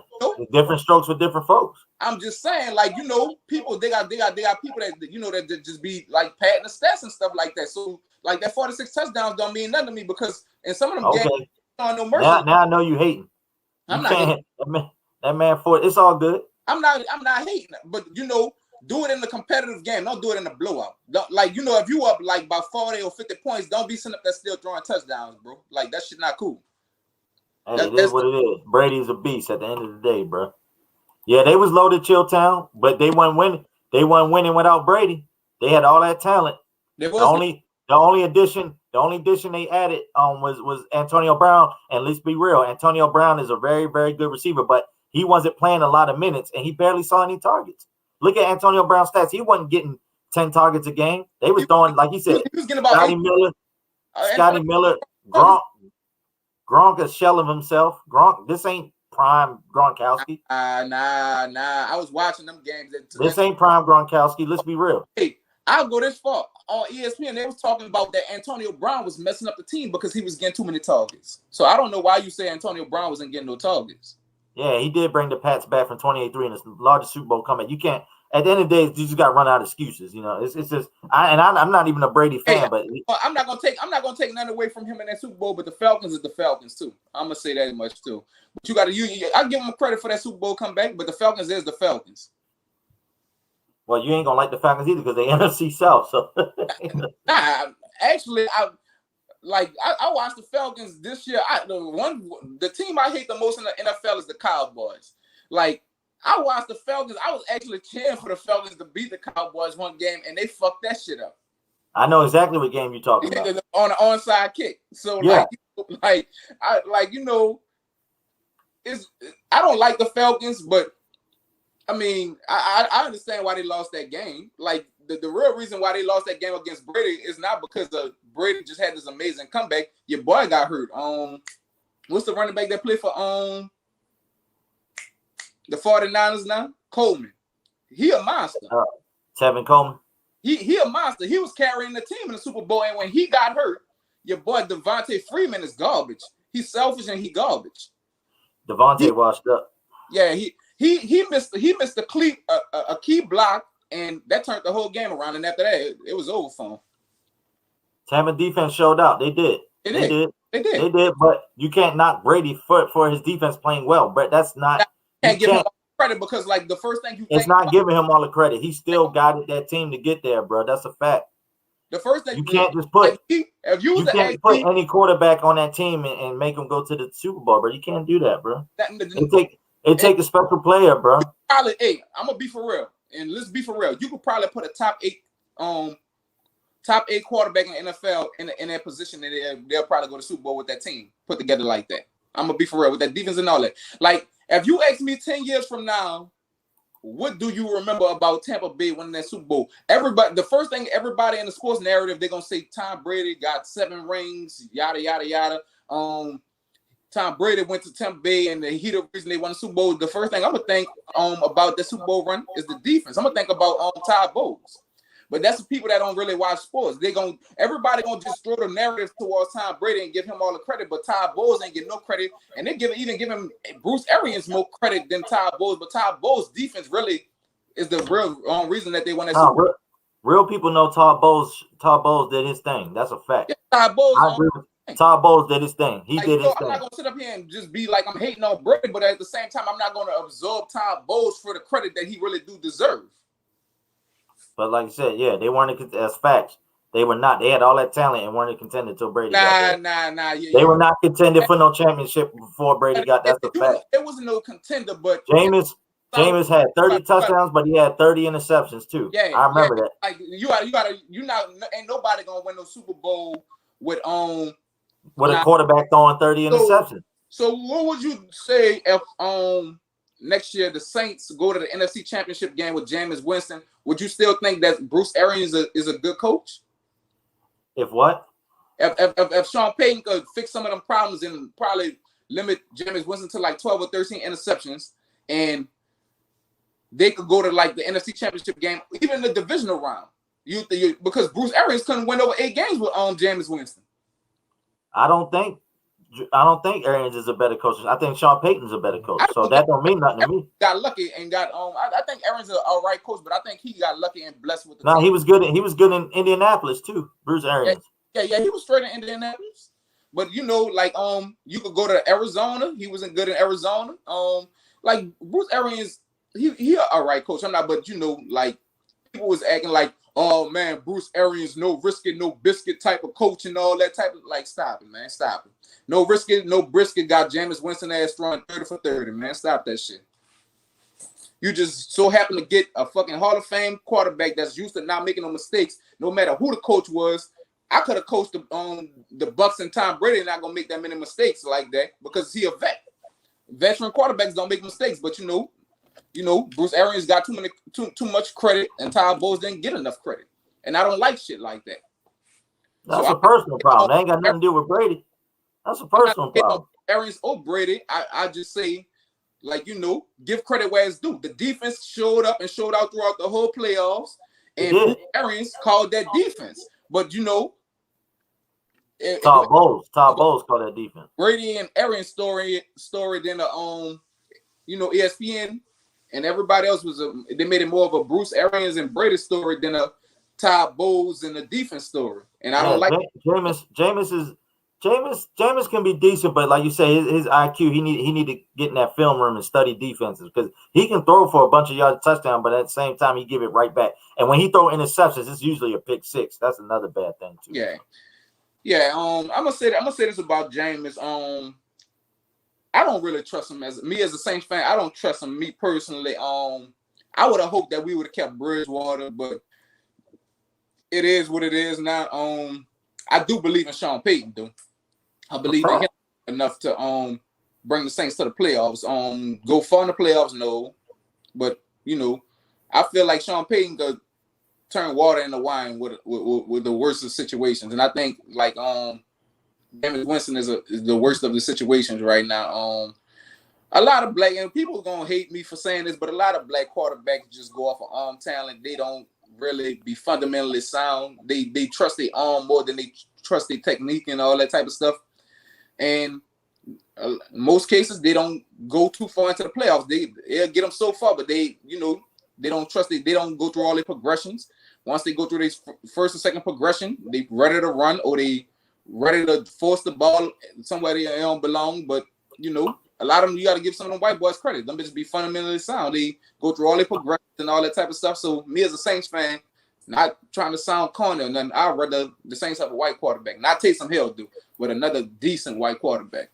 Because I think Sean Payton, make Shit, so you wouldn't want Deshaun Watson on your team? Shit, you crazy. I take Deshaun Watson. Deshaun Watson, Russell Wilson, that's top tier black quarterbacks. Dak Prescott is decent too. Lamar Jackson though, I think Lamar Jackson just an amazing athlete, and what he like at it in passing, he make up with his athleticism everywhere else. But I don't think Lamar Jackson could ever win the Super Bowl either. Not unless he got y'all 2000 type of defense or whatever like that.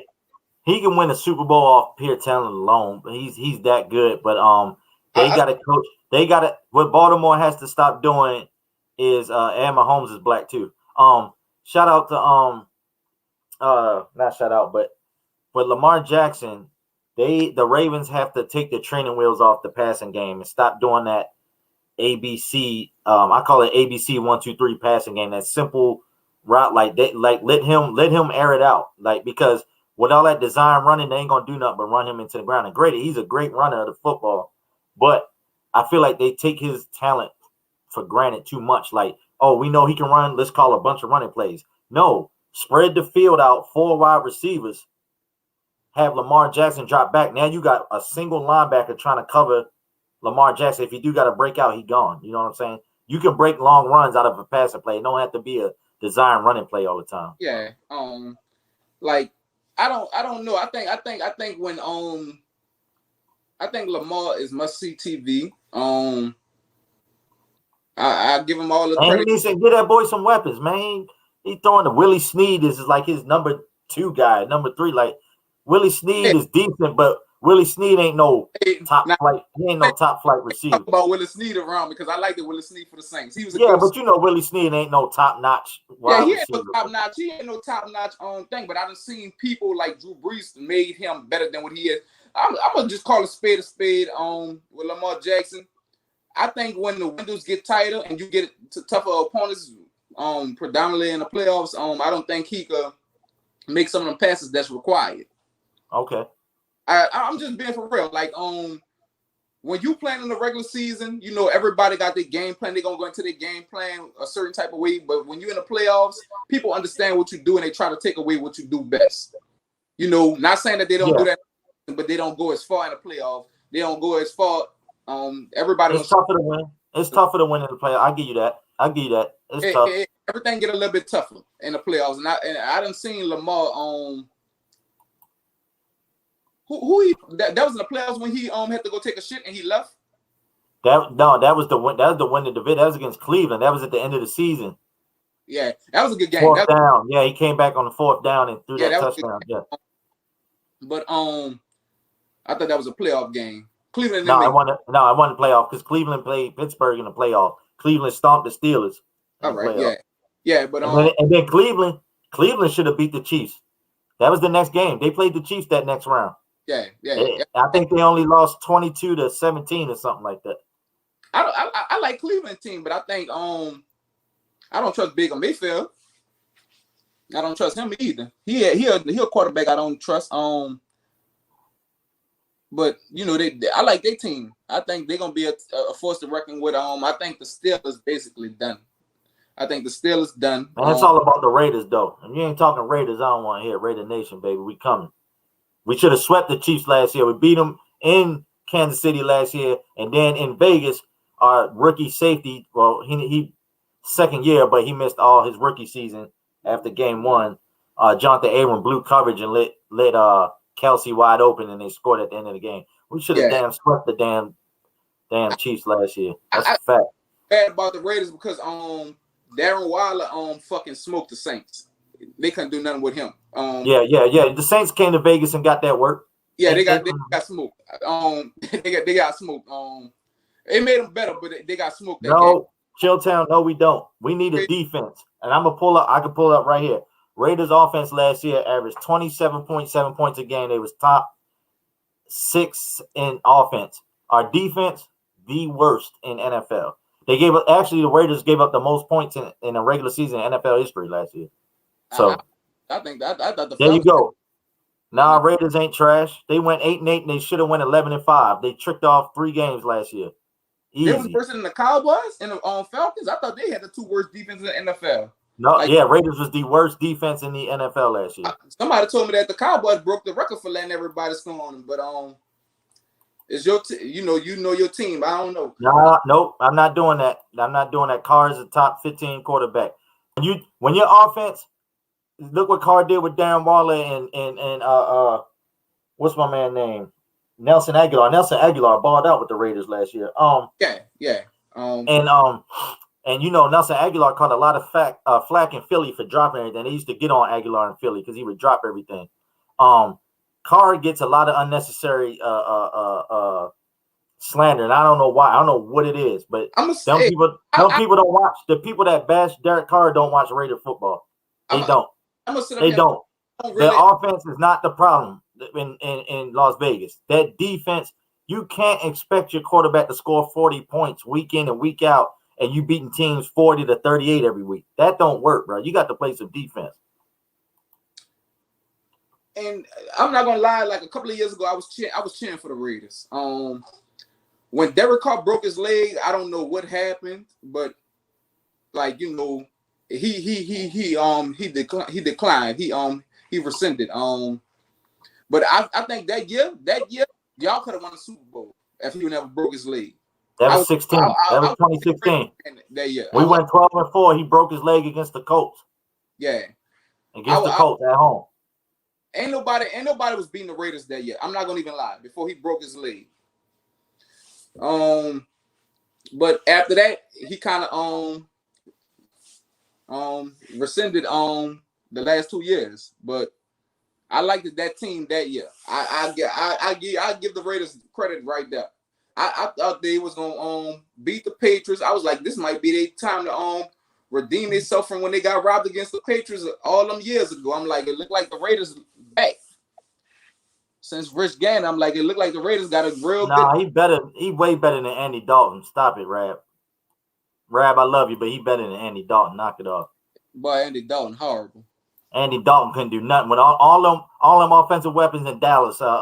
What's the young receiver they got? And they got a plethora of they got Amari Cooper, who used to be on the Raiders. They got the young boy. What's the young boy they drafted? Was it not Judy? Judy on the Broncos. What's the other young boy? It's a stupid name like CD Lamb. CD Lamb. All them other boys. They got the running back. They got a line. The same thing. Dallas just ain't got no defense. Dallas can't stop nobody. Yeah. Same thing with the Raiders. They ain't got no problem scoring. Darren Waller went off. Aguilar, our Josh Jacobs, our running back, went off. Our offensive line was top 5. It ain't nothing wrong with the Raiders offense. It's that damn sorry defense. Can't stop a nosebleed, man. Let me ask you. I can ask you a question, and I know this might be a little personal to you. How you feel about Please don't talk about pain. Huh? You ain't gonna talk about pain, is you? No, man. Okay, all right. Good. Damn, bro, pain on your mind? No, I just told people when I go live, I'm not talking about that stuff. Nah, man, I'm not worried about no pain. What the fuck this dude name? You done just made my mind go blank. The motherfucker that used to do all the coach. That one Super Bowl. John Gruden. Yeah, how you feel about John Gruden as a coach? I love John Gruden. I'm not gonna lie. He's been catching a lot of flack, rightfully so. But they're building, man. He inherited a mess, and they trying to clean it up. But they need to hit better on these defensive picks, man. John Gruden can scheme up an offense and just Spider 2, Wild Banana, and all that stuff. But that defense, man, he gonna have to get. We got Paul Gunther now, or Gus Bradley. Excuse me, we fired Paul Gunther. We got Gus Bradley, who used to coach Jacksonville. So maybe he'd get in there and shake something up, man. But they need these defensive guys got to pan out. We whiffed on a couple corner. Garyon Conley, who played at Ohio State a few years back. He was one of our first draft picks a few years ago. He didn't pan out. We traded him to Houston. Damon Arnett is another rookie. Trayvon Mullen from Clemson. I mean, we got a lot of young pieces, man. And then we had a bunch of veterans that we signed, and it didn't pan out. We had Corey Littleton came over from the Rams, I believe, and we had Kwiatkowski, who came over from the Bears. He played good, but we couldn't get a pass rush. Raiders had the fewest sacks in the league, I think. The fewest sacks. You know, we traded Khalil Mack, who was our pressure guy, and ever since we can't get nobody pressure outside of Max Crosby. So the Raiders are close, a lot close. But people that don't watch football, they're not gonna know that.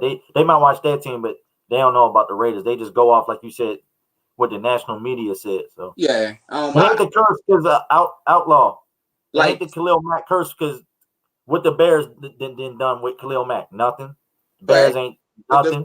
The first nothing. they had them, they made some noise. They made the playoffs and all that. They rode the defensive wave on the first year, but you know, no matter if somebody affect the game like getting sacks and stuff, and you know, you could use Aaron Donald as a prime example because he still get double team and triple team, and he still just wreak havoc. But you know, Khalil Mack do demand a double team, so that do allow some of your secondary pass rushers to get in there and try to do their thing. So I mean, just for his name alone, that he gonna draw a double team.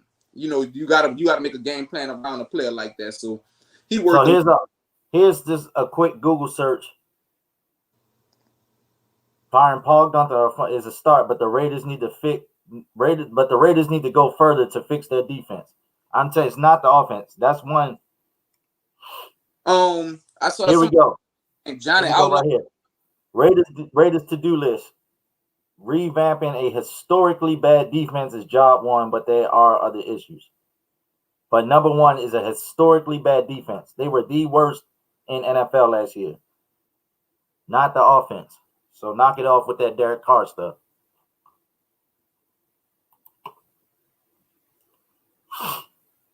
Derek Carr, he might not be the best quarterback, but he's far from the worst. It's not Derek Carr, bro. It's not. It's that defense, bro. Your defense give up 30 points a game. You ain't going to go far, man. You only can do but so much.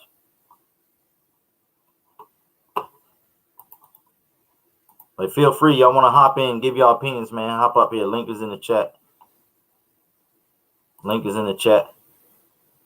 Yeah, I don't know, Ron. Did you see that last thing I was showing, Ron, before you click off? No. Every time I pick up my phone, I'm another one. X button. Historically bad. Yeah. They gave up the most points in NFL history last year. Yeah. You can't win like that, bro. Like you can't. I catch their games every once in a while, but I'm not gonna sit up here and lie like I follow the Raiders and all that. You know, your boy, I had Waller and him and Ruggs on my fantasy team. They need to get Ruggs more involved. He's a beast, but they need to get him more involved.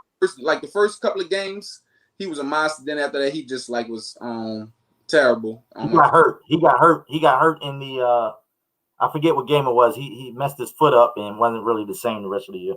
Yeah, Waller was a monster for me. He won me. Yeah.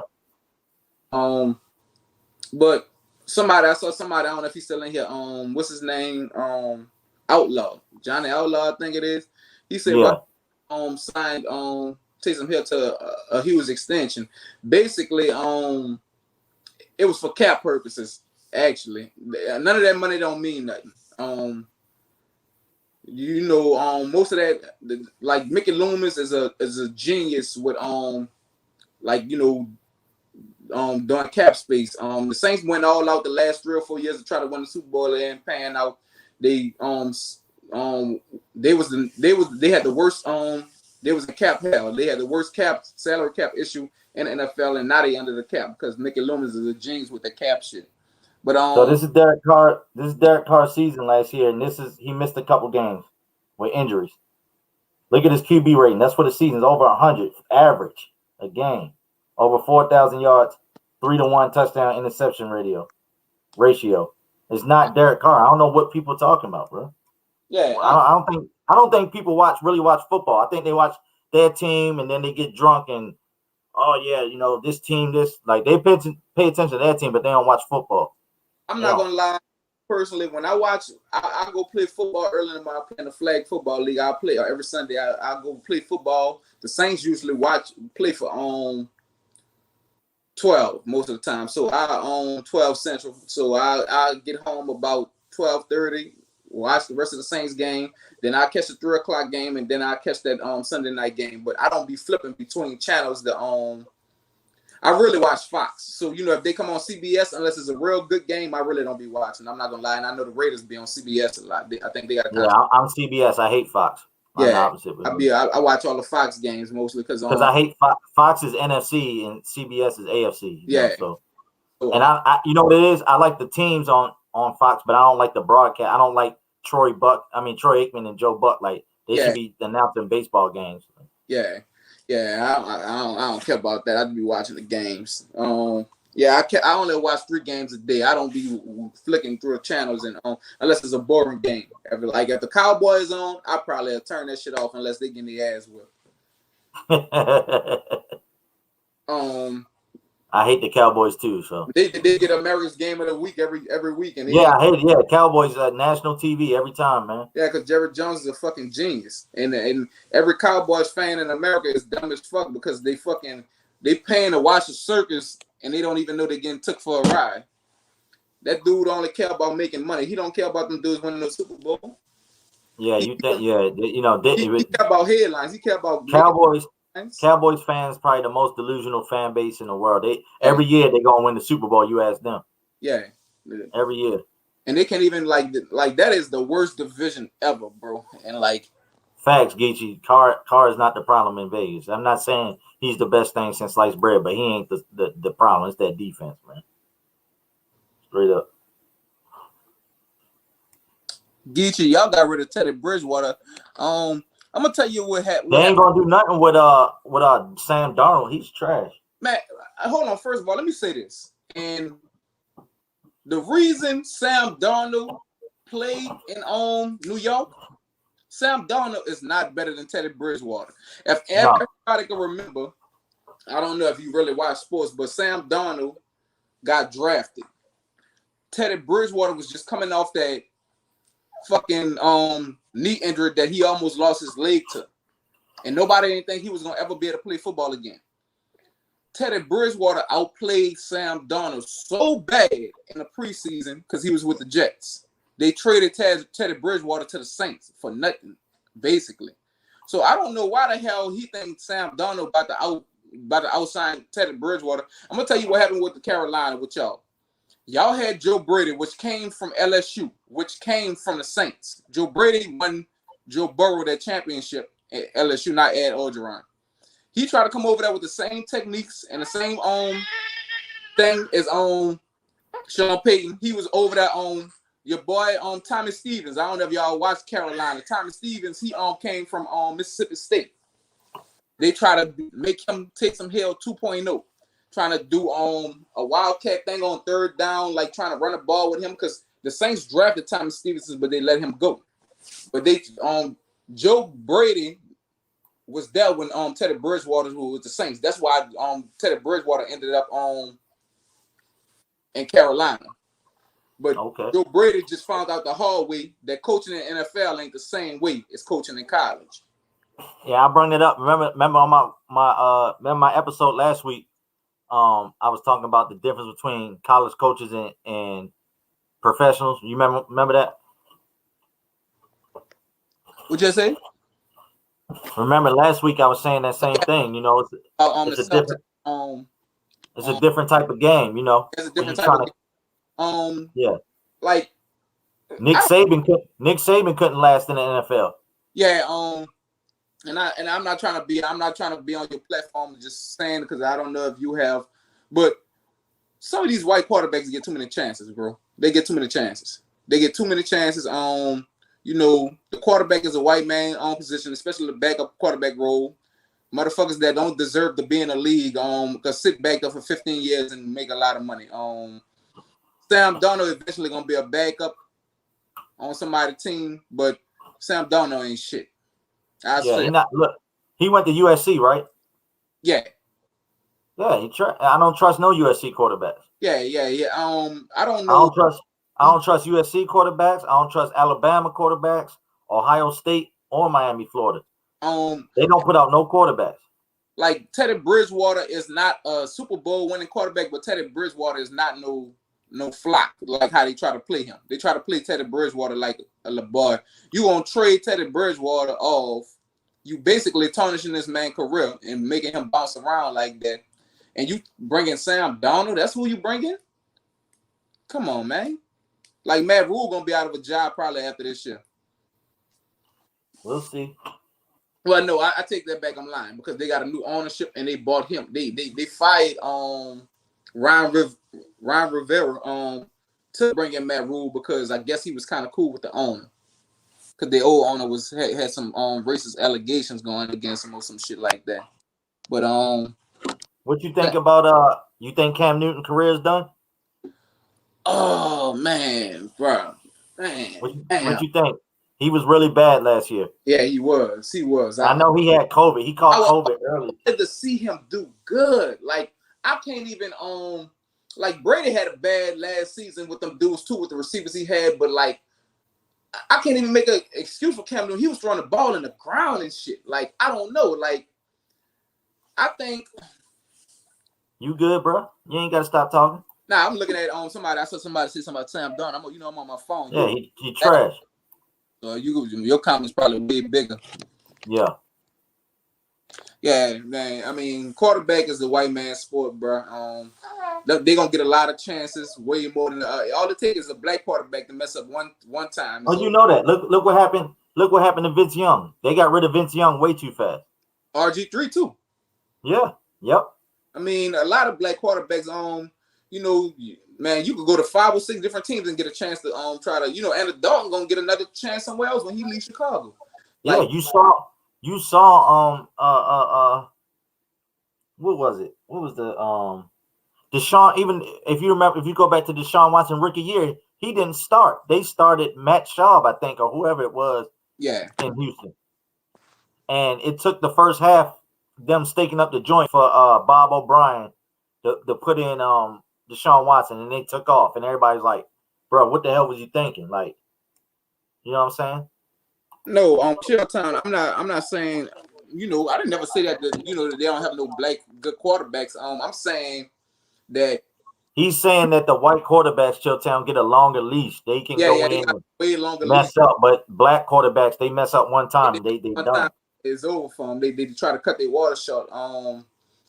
Like, a black quarterback ain't gonna get a chance to go start on 3 different teams. A white quarterback might get about 5 different chances to go do that. Or at least to go compete for a starting job, even if they bought in as a backup. Like black quarterbacks, like your boy career probably done already. What the little black dude name is that was playing in Washington? Dwayne Haskins. His career done already. But see, he got to get now he got to get his head on straight. He's a goofball. He's a goofball. He's a goofball, bro. I understand he's a young kid, but somebody got to get a hold of him, and he got to listen. He got to get his head on straight. But I don't saw too many white quarterbacks make a lot of mistakes too, and they get a whole lot more leeway or whatever than what he got or whatever. But I don't think Dwayne. I think Dwayne Haskins. He was a rookie this year. Yeah, he played 1 year. Yeah. He played 1 year at Ohio State. 1 or 2 years, something like that. Yeah. Ohio State. I don't know.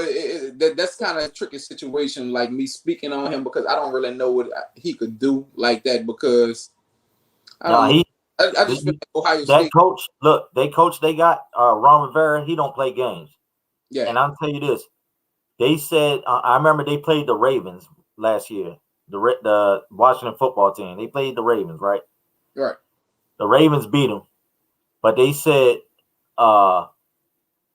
Dwayne Haskins was just in the locker room talking about, well, I threw for 300 yards. And it really rubbed his teammates the wrong way. Like, bro, we don't care if you threw for 300 yards, man. We lost, bro. You turned the ball over. Like, And Right. they said he was busy. He was dapping up RG3 after the game. He was laughing like, bro, like we just lost, bro. Like we Right. suck. Right. And you out here talking about you threw for 300 yards, bro. Like, nah, you. The same thing with Jameis eating the W. Remember, he was licking his fingers and Yeah. all that. And people looking like, bro, like this our leader. This supposed to be our leader. Right. You talking about? Can you taste the W and eating your finger, bro? What are you doing, bro? I mean, that he was trolling Tampa Bay because Tampa Bay really messed over him too. So he felt. I felt like you know, really like they didn't really believe in like that's what I'm talking about. Why black quarterbacks don't really get a lot of leeway. You remember Jameis Winston was horrible. Of course, he threw for 5,000 yards, but he did throw 30 interceptions, but he did throw like 36 touchdowns. But you have to 30 and 30. Yeah, it was 30 and 30. He was 30 for 30.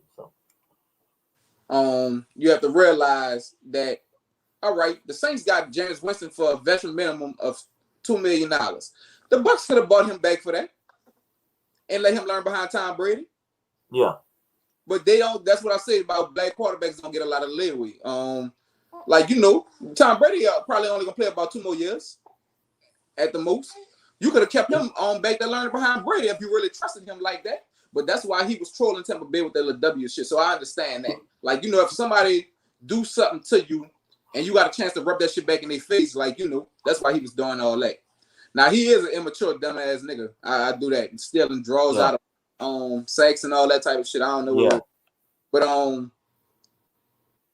like I'm not gonna even lie. I followed his profile for a little while when he I don't follow him no more on Instagram because I don't really follow celebrity. I followed him for a couple of months, and all he be doing is doing scriptures and praying and doing all that type of stuff on Instagram and all that type of stuff. He do that stuff a lot, like every day. He be giving back to the community, and he been doing a lot of good things down here in New Orleans. So I'm not gonna sit up here and brag and boast on him like he a saint or whatever. Not no pun intended, but right. He seemed like a pretty good. He done turned his life around a whole lot. I gotta hold my right to reserve on him right now. I don't believe in him as a Saints fan because Saints got high expectations. Drew Brees have done raised the bar, and the culture now is Super Bowl or bust every year. Like people be like the Saints win 13 games every year, but now it's just like you don't win a Super Bowl is a bust. Yeah. So. That's how we feel down here. So I don't think Jameis Winston is that dude that's gonna even help us get to the Super Bowl. I think Sean Payton could help him get us to the playoffs. But I don't think he that guy. I think we need to find somebody else. I heard in the woodworks. I don't know what the fuck we have to give up, but Aaron Rodgers. I heard in the woodworks. Aaron Rodgers won't come to New Orleans. He won't play with Sean Payton. Yeah, man, he been linked to the 49ers, the Raiders, Broncos, and a bunch of other teams. But same thing with Julio Jones. First they talking about he going to the Ravens. Now they ain't talking about the Raiders. Then they said the Seahawks. But they had a back on channel. They say Aaron Rodgers said it personally that he won't play for Sean Payton. Actually, Russell Wilson came out in the offseason when he wanted to get traded, and he said he wanted to play for Sean Payton and Deshaun Watson, but they can't afford none of them dudes. The Saints was a salary cap hell.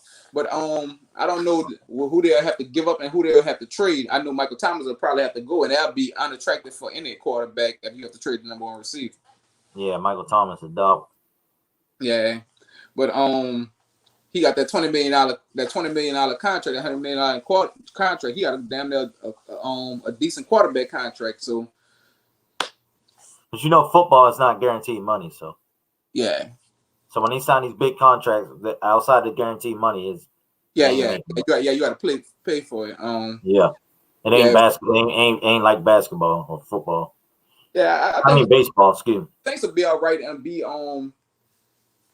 contenders every year as long as they got Kamara and Thomas and Sean Payton. That's one person. I think they ranked Kamara, I think number 3 in the NFL out of all the running backs. But I think like if you talk about all around running back, I think Kamara is the best running back in the NFL. The most well balanced. CJ McCaffrey right there too. And I'm not, I ain't gonna even. I get a white boy credit. That bitch could run. He could run. Christian McCaffrey a dog. Yeah, but I don't think he better than Kamara. I just I think he's more sturdy. He's more of a bruiser back. and Kamara is more of that shifty catch the ball out the backfield back. People get that kind of confused, and Sean Payton don't use him like that. But when he do get in and he get his chance to run between the tackles, just like on Christmas Day last year when he had the 6 touchdowns, it was all rushing touchdowns. Five. Yeah, 5. It was 6. No, he wanted to get his 6, and they took him out the game. The record, he tied it for the he got 6 touchdowns. I'm telling you, Sean Payton it was about to be 7, but Sean Payton took him out the game and let. I think it's the other way. It was 6 touchdowns. He had 6 touchdowns on Christmas Day, and they fined him for having on Christmas cleats. And they took him out on the 7th. Yeah. You're right. He was going to have touchdowns, and it was all rushing touchdowns. Oh, I know. Trust me, I know. Yeah, 6 rushing touchdowns. Yeah, 6 rushing touchdowns. And I thought it was 5. My fault. Sean Payton pulled them at the 2-yard line and put Taysom Hill in. Yeah, I remember. And he got mad. He got mad at Sean Payton for that shit. He should. He should have because that he deserved that game. But I mean, man, Sean Payton said it himself. I was gonna say that too, Chilltown. Saquon is a bad boy. He got hurt last year. I think he the best physical specimen at the running back position. Yeah. But Josh Jacobs is good too for the Raiders. I know he a Raider. I'm not about, but Josh Jacobs is decent. Yeah. He was on fantasy team. Yeah. He was hurt too. He got hurt a little bit too. That I think did get overpaid. Was Zeke. I don't trust Zeke. Like Zeke is all right. He's all right. Zeke is overweight. I'm gonna say it. Zeke is overweight. I don't think it's just the overweight. I just think that his first he overweight. He too worried about doing partying and going to Vegas and stuff, man. When he went over 1,500 yards the first 2 years and he hit the 2,000 yards that 1 year, I don't think it was all him. And don't get me wrong, but what's your boy name? That played for the Titans and then the next year he was out the league. Not Derrick Henry. Lindell White or Chris Johnson? No, he played for the Cowboys. He went over 2,000 yards too. Chris Johnson. No, for the Titans. DeMarco Murray. Oh, DeMarco Murray. I forgot about DeMarco Murray. He went over 2,000 yards for the Cowboys, and then the next year Zeke came in and just picked up where he left off. It was the offensive line. If you a decent back, you could have went over 1,500 yards easy for the Cowboys. And I think that they overpaid Zeke because the offensive line, ain't that good. Zeke ain't doing shit. So Zeke and he's overweight. Yo. Yeah, but I think it was the offensive line the whole time. Go ahead, Geach. Hey, y'all can hear me? Yeah, go ahead. Yo, what's good? Hey, so check it, right? Y'all hit on some points, man, but let me tell you about Teddy, right? Our defense got rid of Teddy, bro.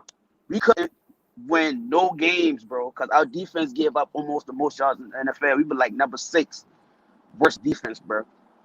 Let me tell you, he did make some bad decisions in throwing on certain games that did cost us, but our whole team failed him. And I'm not sold on Sam Darnold at all, bro. USC, like you said, I don't trust nobody from there except Reggie Bush.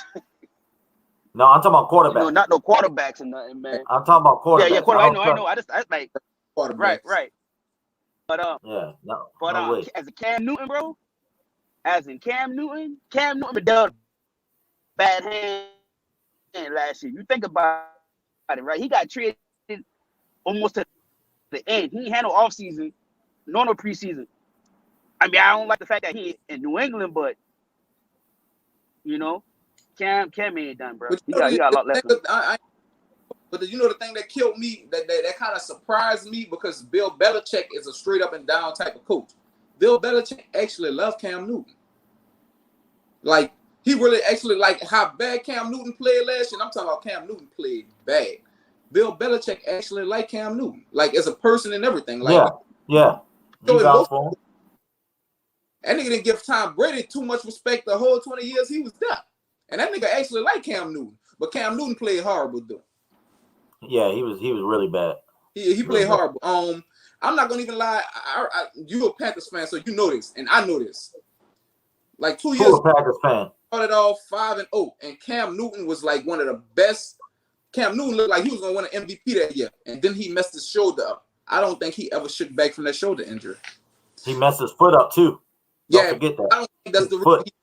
like when he messed his shoulder up, they started up like Cam Newton was like his QBR was like over 130 at the time, and he was slinging a rock. I'm talking about he's slinging that bitch. And when he messed his shoulder up, he started running. Then he actually messed his foot up. But they started off with 5-0, 6-0, or something like that. Then they lost the rest of their games. But like Cam Newton had damaged his body a whole lot trying to put the whole team on his back. And I don't think he'll ever shake back from that. I think his shoulder's still messed up because how he was throwing the ball last season, and he looked like a prolific passer.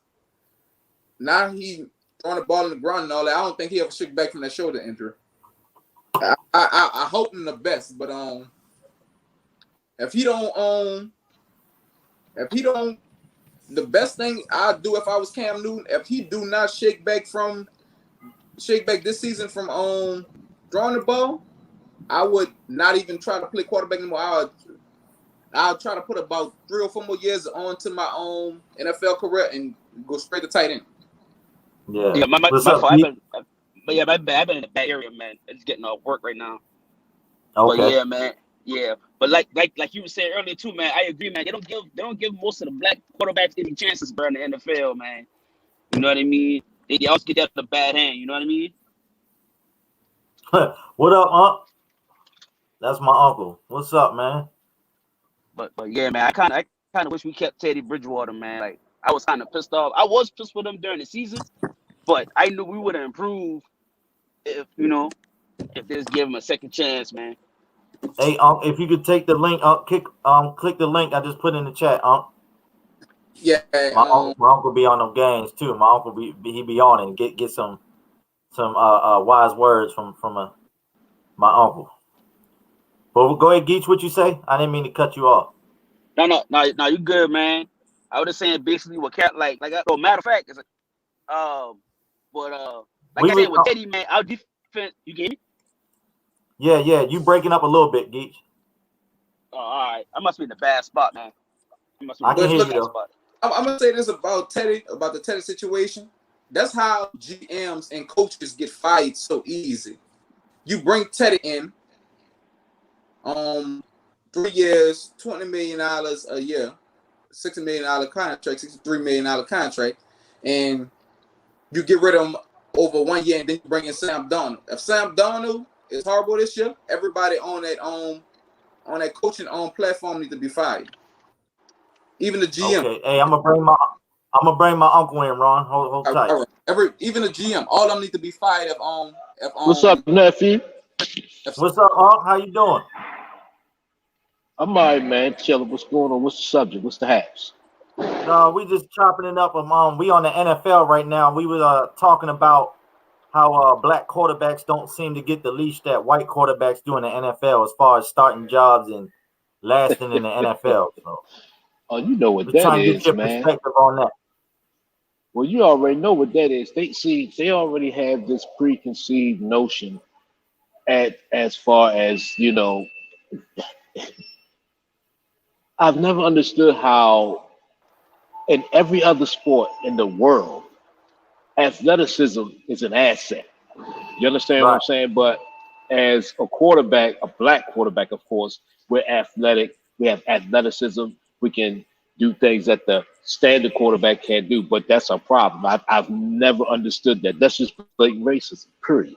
You can't tell me anything else. How is athleticism a bad thing? They always want to say, like, oh, they should do this, they should do that, he should do this. That's fine, but it doesn't make sense to me. Like, the black quarterback being athletic is the only time that athleticism is a hindrance. Any other place, if you're athletic, you're great. Right. My response to that would be, of course, the quarterback is a white man position. Now, I can say this: athleticism is gonna be a gift and a curse, especially at quarterback. I think that a lot of people at quarterback, and I play football. A lot of people, they get God-gifted talent and they kind of lazy. One thing I will say, because I done played with them. Them white boys, they fundamentally sound. They gonna work their ass off because they know They real technicians. I'm gonna say that. They real technicians at the quarterback position. You know, black people get at quarterback, and I don't think they work as hard because they more gifted than the white boys. I'll give you, talent. Ron. What'd you say? Ron, I'll give you that as far as Michael Vick, because Michael Vick did admit when he was with the Falcons that he didn't take his what's the word I'm looking for? He didn't take it as serious because he was so gifted that he could roll out the bed and perform. Right. So you take somebody like that versus a Tom Brady, who, if you watch his combine tape, look like any average Joe Blow off the street. You know, it's a reason why Michael Vick went number 1 overall and Tom Brady went 6th round, pick number 199. Right. But I think, to your testament, Ron, I think that when you're so gifted at the quarterback position, it can be a hindrance somewhat. It shouldn't be, but people probably tend to lean more on their athletic ability. Like, man, I ain't watching no tape, bro. They can't stop me. What you gonna do? You can't outrun me, so I'm gonna just run by you. I don't need to study tape, you know. Yeah, and the reason I said my pushback on that would be also that a lot of that is coaching. It's the coach's fault. 1, and then 2, the white quarterback, they get all these they go to all these expensive camps that black people are not afforded that opportunity. They go to all these wonderful camps that we are priced out of. I was having a conversation the other day with someone as far as why it's not black people in hockey. See, a lot of it has to do with numbers too, because of as far as they're not afforded the opportunity because of their financial situations. And it's not this, you made this blanket statement that they're lazy. Not all quarterbacks are lazy as far as having to be. So now I'll grant you that some of them are as far as the athletic comment, but never say they all, because then you put the all in. I have a problem with you saying all. You can't never do that. You can't put everybody in all. Lot. I said a lot, not all, but I done played on both sides of the ball. I'm actually a cornerback, but I also played I played on the offensive side of the ball. Semi-pro and all.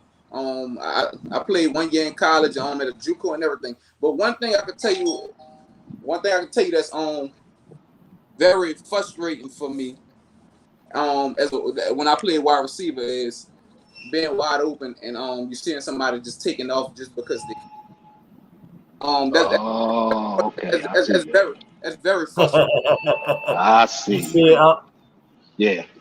You might go through your first progression and the person that you won't get the ball to ain't there, and you know you go ball, you just run.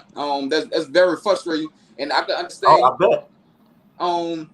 It bring a lot of people morale down, but you know, then you looking down, then you down the field blocking like, oh, this motherfucker's shaking everybody and breaking everybody down.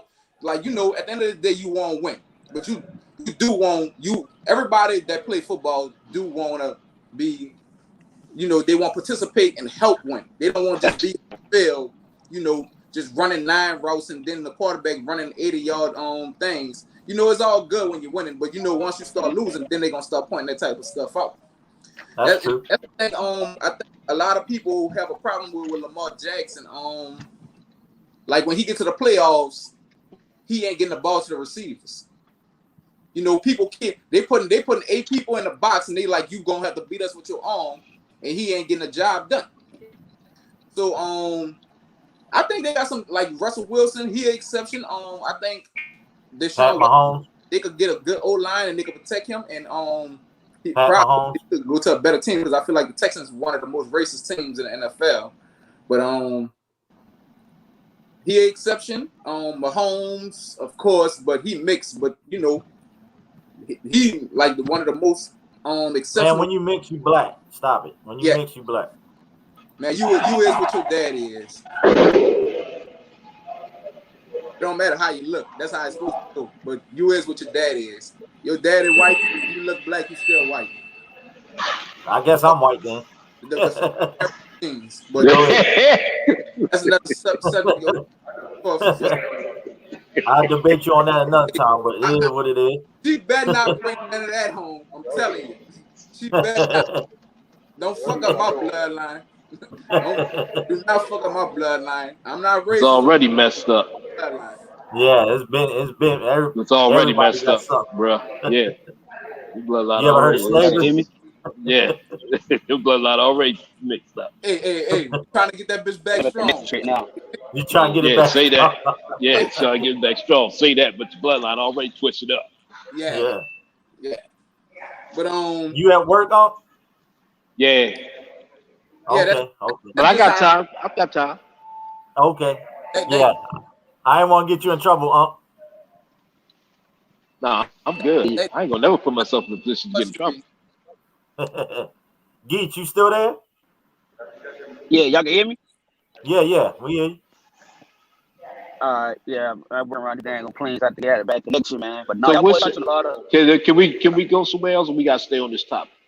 No, we can go anywhere, It's open topic. What's your take on all? What's your take, nephew, on all these people, what's up with these fans, man? In the NBA, you talking about? Yes, sir. And just in sports in general, not just the NBA. Oh, I'm gonna touch on the NBA because you know the time zone difference over here be killing me. So I'll be asleep when these games are going on. But I read the headlines and I catch the little clips when I can. And these fans, if they're gonna be acting like this just because COVID restrictions are starting to loosen up, they're gonna ruin it for everybody. But I think I know that one fan got tackled in the Wizards game. I think a fan tried to run on the court in that game. Then you had the situation Trae Young, I believe, got spit on in the Garden. He a better man than me. He a better man than me. I would have went in the stands. Went in the stands. Yeah, it'd have been a balance part too. Yep. And then you had Hey, I don't think he even did nothing to the fan in it. You had the people throwing food on Westbrook walking walking back through the tunnel. Yeah. You had water bottle or food. These fans are out of control. I think what I think needs to happen is I'm glad they suspended these fans like lifetime bans. That needs to happen. But also they need to start doing, I don't care if it's 2 weeks, a month, they need to start going to jail. When that stuff start happening, I think this stuff, these fans, they buy tickets and act like they can do whatever they want, but that's somebody's profession. Just because their profession is on TV and it's a sport don't mean it's no different than your profession, my profession. That's somebody at work. Who you know to show up to somebody's job and throw stuff at them? But like you can't do that. Yeah. You can't do that. They wilding out here, Yeah. I didn't catch the beginning of the question when he said, "Let's." I was gonna put my dog down. But as far as the spitting shit, I'm gonna tell you like this. I would rather a man smack me with his hand open before somebody spit on me. And that's a fact. Facts. I will probably, and then you gotta watch it. NBA. People don't realize, man, these dudes, they look small on TV. Man, everybody up there over 200 pounds, over 6 foot. Man, I've probably been to beat somebody to death in the fucking stands if they spit on me. Man, ain't nobody, and none of them little small ass 5'9", 5'8" security guards gonna stop me from getting to whoever I'm trying to get to if they spit on me. Like, and see, the thing of it is, all he had to do, they wouldn't have been able to stop this. All he had to do was turn around and run right up there because the dude was right there. It wasn't nobody been able to. It doesn't even but fans right there. He could have just slid up in there. I would have probably threw that nigga over the railing. Hey, check it. You better ask the Pacers in Detroit. On me and getting away with it. Hey, that's the most disrespectful thing. And then on top of that, spitting on somebody is assault. That's an assault. That's assault. Especially with COVID going on. Battery. That's a battery. So whoever did that, they should have went to jail. Yeah, that's what I said. Yeah, most definitely. They need to start putting these people in jail, bro. Nah, need to. Whoever they don't hold these fans in cuffs accountable for nothing, bro. But see, my thing with that is, got a couple of packages in the day. I see you, Ron. Hold on, we're gonna get to that in a second. Go ahead, Nah, see what these. I think Charles Barkley had a great idea, and it never happened. But he had a wonderful idea. What he said was, never something like that happened, like somebody say something or whatever the case may be, or those, they should be allowed to bring that person down on the court. And you deal with them right there. Don't go up in the stands. No, bring it. There you go, right there. Bring him down here and let him say what he said up there, or let him do what he do while he's facing. That'll end all. No, you ain't gotta lock him up. No. Bring him right there. No, not him right there. Come on The down reason here. I don't agree, the reason I don't agree with you like that, that's like that's like a boxer. You bringing somebody in that's talking shit in the stands in a boxing ring. That's a lawsuit waiting to happen, right? You do dumb shit, you get dumb shit prizes. Hey, Ron, that's a different That's right. sport. That's a And then different sport. I'm just That's a saying, different hey, sport. just imagine you bringing down And them hands certified. an You NBA player. can't get That's knocked by what's Floyd. waiting to happen. First of all, you're gonna turn from the aggressor to the victim easily. Now you in court and all that shit. That's a lawsuit every time. They gonna I was so petrified to walk down those stairs to go fight him. They're gonna turn to the victim instantly. Yeah. So I mean, as much as that would be entertaining, the NBA players won't have no money fucking around doing that shit. They ass gonna get sued till they broke. No, Yeah, they ain't gonna get sued because you voluntarily. You know what ends all that? You voluntarily came down. I didn't come to you. You voluntarily come down. So lawsuit out the window. Yeah, I would go spend about $2,000 on some floor seats for the Pelicans to talk shit, to go fight somebody and get their ass whipped so I can sue them. But yeah, these on the serious note, the fans is out of control. What's the common denominator with all the fans? Hold on. Are they not black?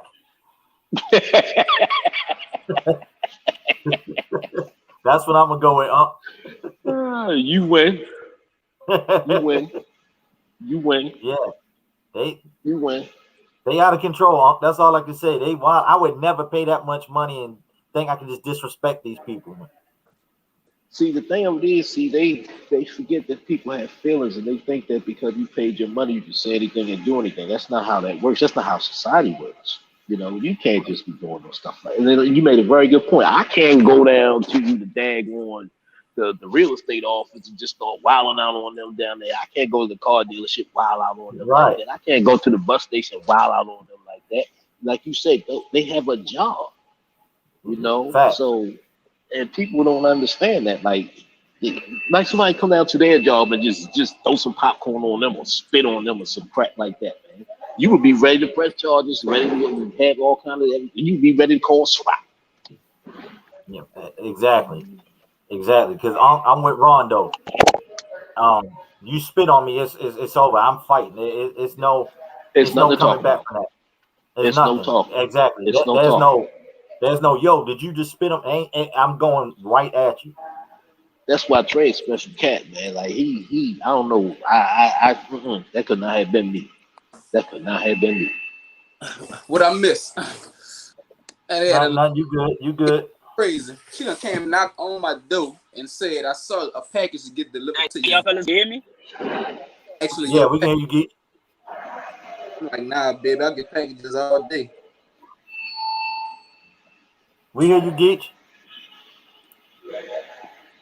I don't hear you now, though. Yo, y'all can hear me? Yeah. Yeah, we can hear you. Yeah, I'm probably in the bad area. You But can't hear us. We can hear you. 100% on each man. I can hear y'all now, man. But like I say, man, for real, like that, they should be them fans should be held accountable too, man. They got them jails in the NFL when they act out, but in basketball, they get sent to jail too, man. And you know, I know police have to do, but at the same time, these fans be getting out of control, bro. Russell the boy that watched the Indiana Pacers, and them boy remember the boy had a brawl back in the day. Mm-hmm. Yeah. Malice in the Palace. Malice in the Palace, bro. I remember that like it was yesterday. Mm-hmm. Yeah. I was actually watching that game. I couldn't believe it. That was crazy. I remember I was still in the military at the time. I remember that. That was right almost during after Katrina, I think. They get comfortable. Mm-hmm. Yeah, somewhere around. 05. I think that was 05. That was somewhere around that time. Yeah, I remember that. I mean, I don't know exactly what you legally can do to them, but something do need to be done. Especially these white motherfuckers, they be feeling themselves a little bit too much. But because they know ain't nobody gonna jeopardize millions to come up there and whoop your ass, and they feel like they could get away with almost. And therein lies the problem, right there. They think they know nothing. Nail on the head, That's bro. the thing. That's the main problem. Yeah. Yeah.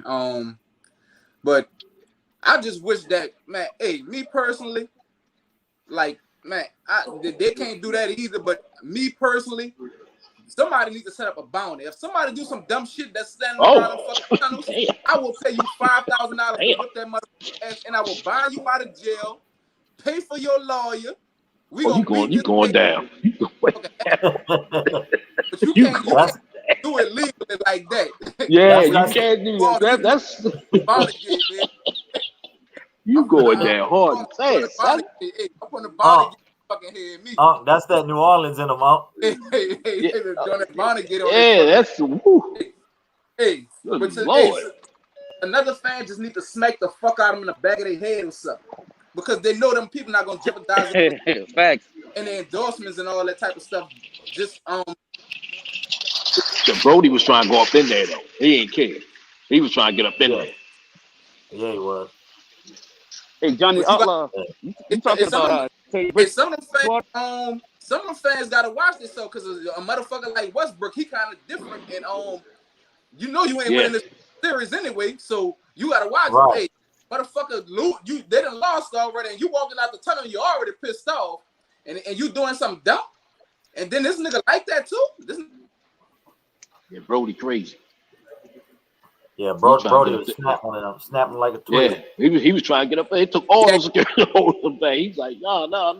He was in one of them dudes where he like one or two security guards stop him. They had like about 8 people right there trying to stop him. Yeah, they had, Like they had like 8 people right there had to try to stop him from getting up there. So like you gotta watch what you be doing sometime. And Westbrook, he get into it with fans a lot. He be actually like one of the front line dudes calling them fans out with that shit. He don't tolerate that shit. Yeah, because he's going to go up in the stands in Utah, a couple years ago. Yeah. They always messing with Westbrook. Everywhere you go, they mess with Westbrook. Yeah. But they mess with everybody, but everybody don't take trolling well. No, not at all. Everybody don't take trolling well, especially if you be losing sometime, or you having an off game or some shit like that. You feel like you could be playing better than what you're playing. Like you can't be, sometimes your emotions get the best of you, and you can't let and be having. I like Trae Young. I like Trae Young killing them Knicks and staring at Spike Lee and them. He the new villain now. As far as New York, he's a new villain. People hate when you nice, man. They hate Trae for no good reason at all. Yeah. Everybody wants to say, the thing is that Trae's a good ball player. Jury's still out on that, but everybody hate on him because he's like they look at him as a Steph clone. He's nowhere near Steph. Yeah, he good. He good. No, he's good. He's good, but he's not. Because I tell you what, I don't know if you remember when he came out of Oklahoma, people were saying he's a one-trick pony and he's not going to cut it in the league, and he's proven doubters wrong. I'm not saying he's Steph Curry level, but he's definitely way better than what people expected. Oh yeah, well, see, I wasn't out of that mob saying that he was good. I mean, if you can shoot, you can play. I mean, that's what I tell people all the time. You will always have a spot in the league if you can shoot and if you can play deep. Yeah. And if you can rebound. Because rebound D is about 1-2. That's all it is. That's about 1-2. That's why people need to give Rodman his props, man. Rodman was a beast, man. I don't care what nobody say. Forget all that outside shit he was doing. Rodman was a beast. A beast, bro. I mean, he's a small forward. In the league. Small forward, lead the league in rebounds, Joe, for like 3 years in a row. Come on, man. That's about want to. He want to. He want to play. He played Shaq. Right. Come on, he's sticking Shaq. He's sticking Karl Malone. He's sticking all that. Rodman was a beast, man. Yeah. What you think about what you think gonna happen with the Lakers and Suns tonight? We was talking about that earlier. Lakers are 2-point favorites tonight. If AD ain't playing, they done. My boys is done. Okay. They done because Early too. yeah, they done. They done because Phoenix just got too they too deep, and then it, they done. They my boys. You don't They think done. LeBron gonna put him on his back? He can't. He ain't got that up in him no more, nephew. He don't. He's old. He's old. It's all these years. You figure he's been playing, and then you figure with all the times he's been in the playoffs, that's easily 3 more years added on to the years he's already Yeah. accumulated. He can't do it. He may can do it for one game, but as far as him, he can't do it. He can't. Yeah. He can't. I think like I said earlier, I think the Lakers gonna win tonight. I said the Lakers could win if I think Brian gonna go for 40 piece to 45 tonight, but I think if it's on Schroeder. It's on Schroeder. Schroeder ain't bringing nothing. Schroeder ain't doing nothing. He up and down. Yeah, he He up too and down. inconsistent. He inconsistent. Yeah, man. He inconsistent. Demo talked about it earlier. He said because Brian have the ball in his hand too much, but I said when Brian got hurt, Schroeder was still struggling. Listen to this. Now, just because you my uncle, you ain't got to agree with me. You can disagree. This is what I said. James Worthy and Robert Horry brought this up yesterday or the day before, whatever. Mm-hmm. LeBron does not play off the ball. Like on offense, he don't play off the ball. LeBron needs the ball in his hands, whether he's bringing the ball up the court or he get the ball in the post. So he's gonna try to drive to the lane or post somebody up. And when that happens, everybody else stands around. Now he might get doubled and kick the ball out to the open guy like he's supposed to, but all these players are not spot and shoot type players. Basketball is a rhythm game. If you tell me to go stand in the corner and clear out and just stand there, and then you kick the ball to me with maybe 5-6 seconds left, now I got to shoot. I can't get into a rhythm.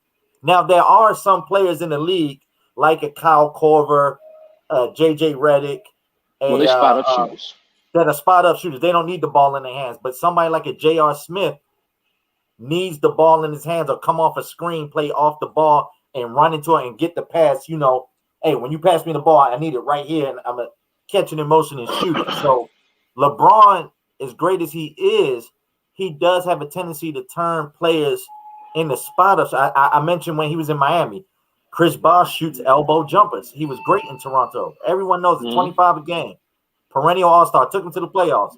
But now with Miami, you had Chris Bosh out at the three-point line because LeBron needs the lane to drive through the lane. Now, same thing. He turned Kevin Love to go stand in the corner and wait till they double team me and get and you can't ruin that boy. Like that.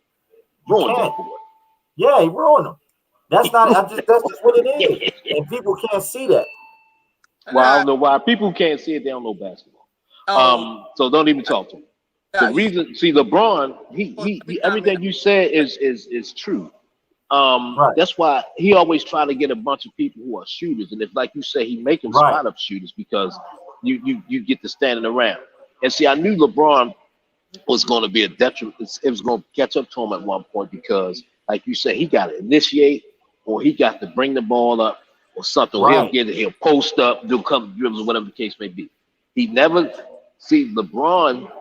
Being that he's a playmaker and he's bigger than everybody, he never really developed a mid-range. If he ever developed a consistent mid-range jumper, he would have been devastated. That would have offset all of that because now he ain't got to initiate. He could just go get a little spot and move around and stuff like that for move around for screens and everything and spot up 15 to 18 foot. He never developed that. He never, at least consistently. So he just bulldozed. He was just a bulldozer. He should have known. Right. Him being so smart as they say he is, he should have known that that's at some point that's going to fade. You understand? So I should need to develop a elbow jumper or a 10 to 18 footer, and he'd have just been great. But his style is not conducive. It doesn't get old. You understand what I'm saying? So. He don't, and my team we don't have no shooters at all. At all. We have no shooters. None.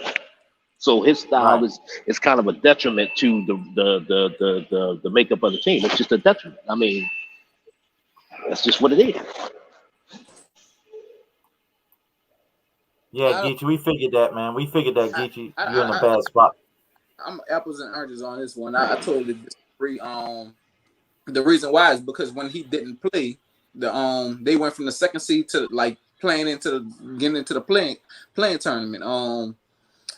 People won't blame LeBron for holding the ball, but in the NBA, every team, the best player really is the primary ball. Even Zion came up the court this year with the Pelicans, and he Lonzo got pushed to the side, and they had Zion running the point forward. So like he ain't the only person that's doing that. Harden do it a lot too. Harden primary ball handler when he have the ball in his hand.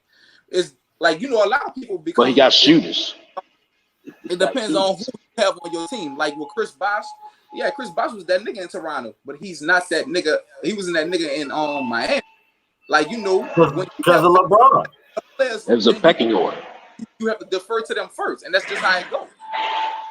It don't matter how good you think you can be or how much you can be. If you have better players on anybody, it's not even for the team. So I mean, like if you got better players on the team than you have to defer. That's just how it goes. Start the game. Whoever paid the most money, they gonna get the most points. Now, who you got around you? I hear a lot of background noise. Huh? Oh, I'm in a little rotunda. Sound like my daughter. Okay.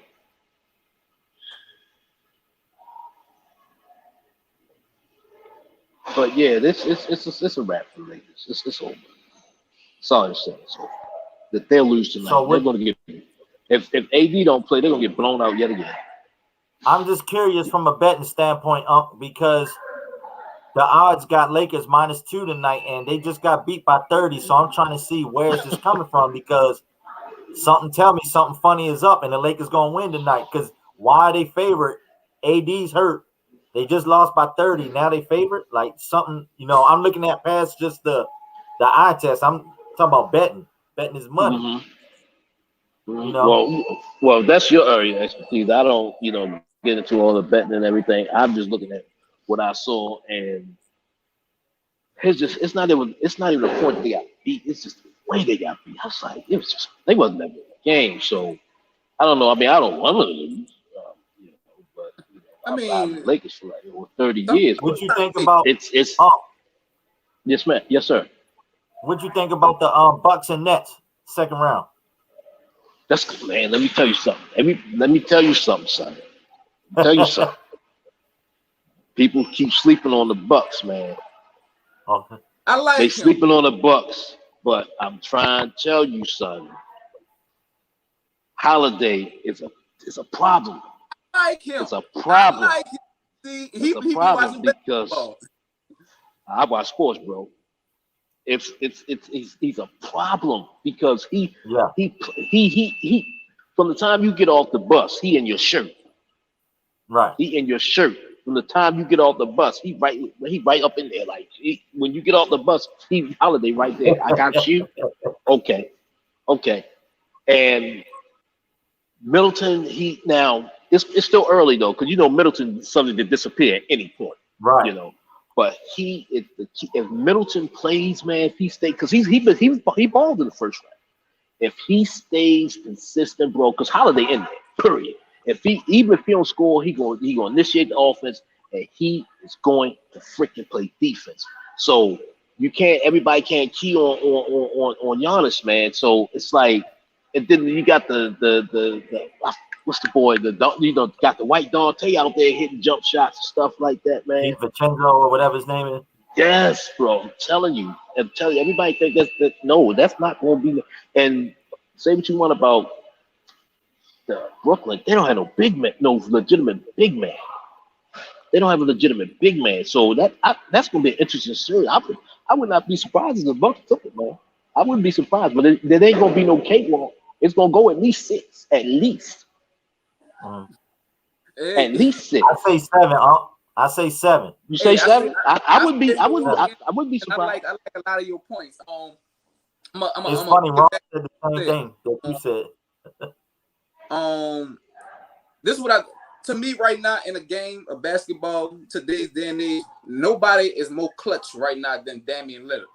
He is the most clutch player in the NBA right now. As far as like, you know, if you under 10 seconds and you want somebody to take the shot, I'm going with Dame. Oh yeah, ain't no question.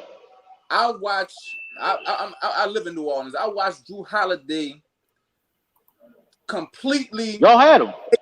take this dude out the game in a series where the Pelicans swept them dudes. People forgot that the Pelicans swept the AD last year. They swept the his second before last year. They swept the Blazers, and the Blazers had a good team. Rondo locked down McCollum, and Drew locked down Dame and took him out the game. And PJ Tucker did a pretty good job. I made a point. PJ Tucker did a pretty good job on KD the year when the Rockets almost beat the Warriors. You brought in two key pieces that help you get over the hump, and I like them over Brooklyn. I got Milwaukee in 6. Ooh. I got Milwaukee in 6. People looking at the offensive firepower, but when them dudes go to struggling, I feel like Giannis did the smartest thing this year. The last 2 years, Giannis was on LeBron head trying to prove that he was the best player in the NBA. They was winning about 65 games a year and trying to be the first seed, and they kept on losing. They was in 2 battle tested. I felt like they kept on losing in the playoffs because Giannis was wearing himself out in the regular season, trying to go for like 33 a game every night. And I think Giannis was kind of quiet this year. Like, look, I'm gonna stay under the radar, and when playoff time come, man, they destroyed the Heat. I feel like they got a chip on their shoulder. Giannis said it himself. He's like, Miami might sweep us. Man, them dudes came out there and just blew them dudes off the court. Only game was close was the first game. Yep. And I think people sleeping on Milwaukee, but I got Milwaukee going to the finals, bro. They knock off Brooklyn, it's over. They in the finals. Well, here's the thing: if Embiid isn't healthy because he tore that slight meniscus tear, which I don't know what the hell that means. It's either torn or not. And if he is not up to snuff, then whoever wins that series is going to the chip. Yeah. Whoever wins Brooklyn and Milwaukee is going to the chip because they beating whoever they beat them. Yeah. And look, I said this. I went this far. I said this is gonna be the best series of the playoffs right here. This is the best series. No question. Yeah, this is gonna be the best right here. Yeah, whoever wins this is going to the chip. Oh, look at that poopy. And whoever wins that's So who's gonna come out the West then? I don't know the West. It is bust open. It's the first bust open this much. I'm gonna tell you like this. What's wrong? I just fed you. What's going on? Utah. I like Utah. Yeah, Utah. I like Utah. I like Utah. I really do. And ever since Donovan Mitchell came back, they killed the Grizzlies. Yes. I like Utah. They just. If you watched all the playoff games in the bubble last year, was Utah and the Nuggets in the first round. Like, because how they played, like, man, that was they was going back and forth. Like, Donovan Mitchell was dropping 50, then Murray was dropping 50. They was doing that back and forth the whole series. And the Nuggets got the best of them in Game 7. And then Nuggets a tough team. The Clippers. But Nuggets are tough. But Jokic, they gonna blow that whole situation. Yeah, Jokic, I think Jokic is the best big man besides Embiid. I think the Jazz had ran into a tough Nugget team last year with hot Jamal Murray last year in the bubble, but the Jazz got a good team. I wouldn't dispute them going I wouldn't dispute them going to the finals. But here's the hit. But see, injuries, man. Like Connolly got hurt last night. Was it last night when they played last night? He may be on the shot. He got hurt. They don't even know what's wrong with him. He was balling on the low. I look around, he's 20 on the low. Yeah. He missed last year. He was hurt last year. Yeah, I mean, so if he's not hurt, I like Utah. and I don't like nothing about Utah. The place Utah, not the team, but I think it's Utah. And if Utah, it's going to be an ugly looking series if Utah and if it's Utah and Brooklyn, it'd be cool. If it's Utah and Milwaukee, I'm not even watching. Another, you know who my dog horse was if they get out the first round? The Mavericks. Luka, bad boy. Luka. But see, here's the thing. But he ain't got no. But see, that everything is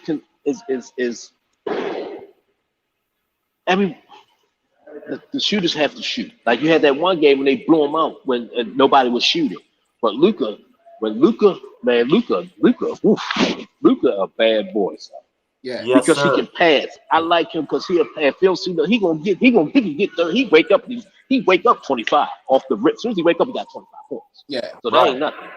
But he sees the court so well that he don't have a problem just getting that to the open. I love that about him, man. Because everybody there's an issue with him. They talk about, and I said I never seen that because when somebody open, he gonna get you that ball. I mean, he'll do a move or whatever, and he'll like see. He can be driving to the hole. He'll see somebody hoop it up to him. I'm like, okay, so he a bad boy, man. He a bad boy. But they don't have enough. And then Porzingis, what's going on with him? What's happened? I don't know. Porzingis, yeah. Not, like I be looking at the stat line like, what's going on, bro? I don't know, but he ain't that bad. But I figured he'd be better than what he is right now. I mean, we saw him in New York. You know, he got skills. Oh. He a damn 7'4" unicorn that can shoot. but this the first time But that's the thing. Time to where you don't know who going to the championship. It's bust open on both sides. People like Brooklyn. I like Milwaukee. The East, you probably can give a more definite answer. People say the Nets field, the Nets against the field, but in the West, you can't say nobody. It's bust open. Yeah. Well, see, the East. If Embiid, everything is Embiid has not. If he's hurt, that's the wrap. Philly's done. They don't have enough. But if Embiid, they have three excellent defenders. They have Embiid, you have Simmons, and you have Thibault. Thibault is a beast. He guards you in sleep. He does. You understand what I'm saying? And then Seth getting his big shot thing off because he's been allowed to play. And then what's the boy Tobias is getting his big shot thing off because he's been allowed to flow. You understand what I'm saying? So if Embiid is not hurt, don't sleep on the Sixers. But if Embiid hurt, I like the Sixers. Forget. I thought the 76ers would have been better last year, especially after Kawhi hit that shot on them and it bounced in and Embiid walked off the court crying. The Embiid that came out the first half of this season, that's the Embiid I thought I was going to see last year. But that wasn't the case in the playoffs and all that. But this year, the Sixers is looking like a real contender. But he decided to be a beast, man. You forget. Yeah. He was beasted. You understand? He's the best big man in the game. He wound up on. Well, I know Kobe. Yeah, I'll give you that because he played defense. I'll give you that. And then Jokic. Yeah, because Jokic don't no defense at all. Yeah, but without Murray, the Nuggets ain't got enough. But you know what I like now on Portland right now. But see the good thing about that injury to Murray, Michael Porter Jr. They finally took the ring off of him. He been getting his big shot off. He been getting his big shot. But see, with him, you got to worry because you got to worry if it's at some point that back won't give out. Yeah. Because he had two. I didn't know he had two. He had two procedures on his back, but one in high school and one in college. I'm like, damn, what the hell wrong with your back? Yeah. That's a fact. Money. D. Howard is capable of giving them decent minutes. I know people rag on Dwight Howard, but he's still he's a solid big. He's solid. Yeah, he's solid backup. I'll give you that. Yeah, 15 and 10 of them, right? Yeah. People hit that man that won Defensive Player of the Year like 3 times. Like, come on now. Mm-hmm. let's be for But he real. dirty. He dirty. He done turned to a dirty player though. He dirty. Yeah. He dirty as hell. Yeah. Hey, I mean, he helped that Lakers team though. He helped that Lakers team last year. hey, let's be for real. Hey, let's be for real about Yeah. this. He did. He didn't finals. Him and JaVale McGee. They played really well off the bench. Well, McGee Yeah, they didn't play did. in the finals. McGee didn't have not 1 minute listed in the finals. I'm gonna say this about Yeah, Dwight. but before the finals, McGee was that regular. They helped out tremendous out there. They had that height. The Lakers last year had the biggest team, man. They had all that height. Them dudes, but like them dudes was on it, like especially Dwight Howard. He was on his way out the league before that championship. But now, he got a little light. And now it's them shenanigans that he's pulling now. That's what's keeping him in the league. That's a good word for shenanigans because he be doing some dirty shit. Hey, E-Money said the Lakers need his dirt right about now. He wouldn't help. He wouldn't help. I'm not gonna sit up here and cap on the Lakers, bro. I'm not gonna make no excuse for LeBron, but I will say this because I watched the like 2 games before the playing game. LeBron had wound up tweaking his foot again. I think LeBron came back before he was ready, but don't have a choice now. But I just don't I don't trust the Lakers either way it go if LeBron was healthy, but it's just the West up there in the air. It's bust open. I can't sit up here and lie. If LeBron do a first round exit is a failure. If LeBron losing the second round is a failure, losing the Western Conference Finals is a failure. If he lose in the finals is a failure. So, I mean, yeah, I need y'all to hit that like button too. That's a fact. Appreciate that, Geach. I mean, hit that damn like button. And tell a friend to sub up to my damn channel, man. If he don't win that championship, it's a failure every year, basically. People going to judge him. So it don't really make a difference on where he lose at. He could lose first or Western Conference Finals or Finals. He's still a failure if he lose anywhere, no matter how far he go. What's wrong, Mom? He not gonna be a failure. I get what you're saying, but when we talk about LeBron, people put him in the GOAT category, and it ain't too many. With great power comes great responsibility. You know what I'm saying? So, it's gonna be he's gonna get unfairly criticized, but at the same time, people are talking about GOAT, and when you talk GOAT, you're gonna get the you got to share the burden. You know what I'm saying? That's reality. He a big boy. He a big boy. He'll be all right. He'll be fine. He got his little AAU championship for his 4th ring last year. It was an AAU championship last year. He'd be all right. What you said? You said AAU champion. That's disrespectful. Then nobody want to be in the bubble but LeBron. He was the only one when they was out of basketball for 5 months. LeBron was the only one taking it serious and still practicing. When people say that, if LeBron would have lost in that bubble, y'all would have told him up. That's what I hear. I'm gonna tear him up anyway. You cannot sit up here and rag on somebody and be like, "Oh, the only reason he won a championship because he was the only person in the bubble." But if the Clippers would have wind up facing them in the Western Conference Finals and then they would have lost to the Clippers, they would be like, "Oh man, LeBron let Kawhi come over here to the and then win a championship back to back and all that type." I don't like stuff like that. You got to call a spade a spade. Everybody was in there. They lost. They won a championship. He got his little bubble. He got his little bubble ring, his little 25 cent. When you go to that little machine and put your quarter in there and got the little ring. Let me ask you a question. He got that. Did you see that ring? That's the most expensive ring that they ever made. Yeah, because they catered to LeBron. Nah, come on, man. Stop, man. We'll see at the end of the day. End of the day, 10, 20 years from now, it ain't gonna matter. All it's gonna say is he got 4 rings. That's it. They need to put an asterisk by the 4th one. They need to put an asterisk by it. Well, I don't think they're gonna do that, but he got it. He got it. I mean, I never put out. I can't with all the stuff that they had to go through. I can't do that.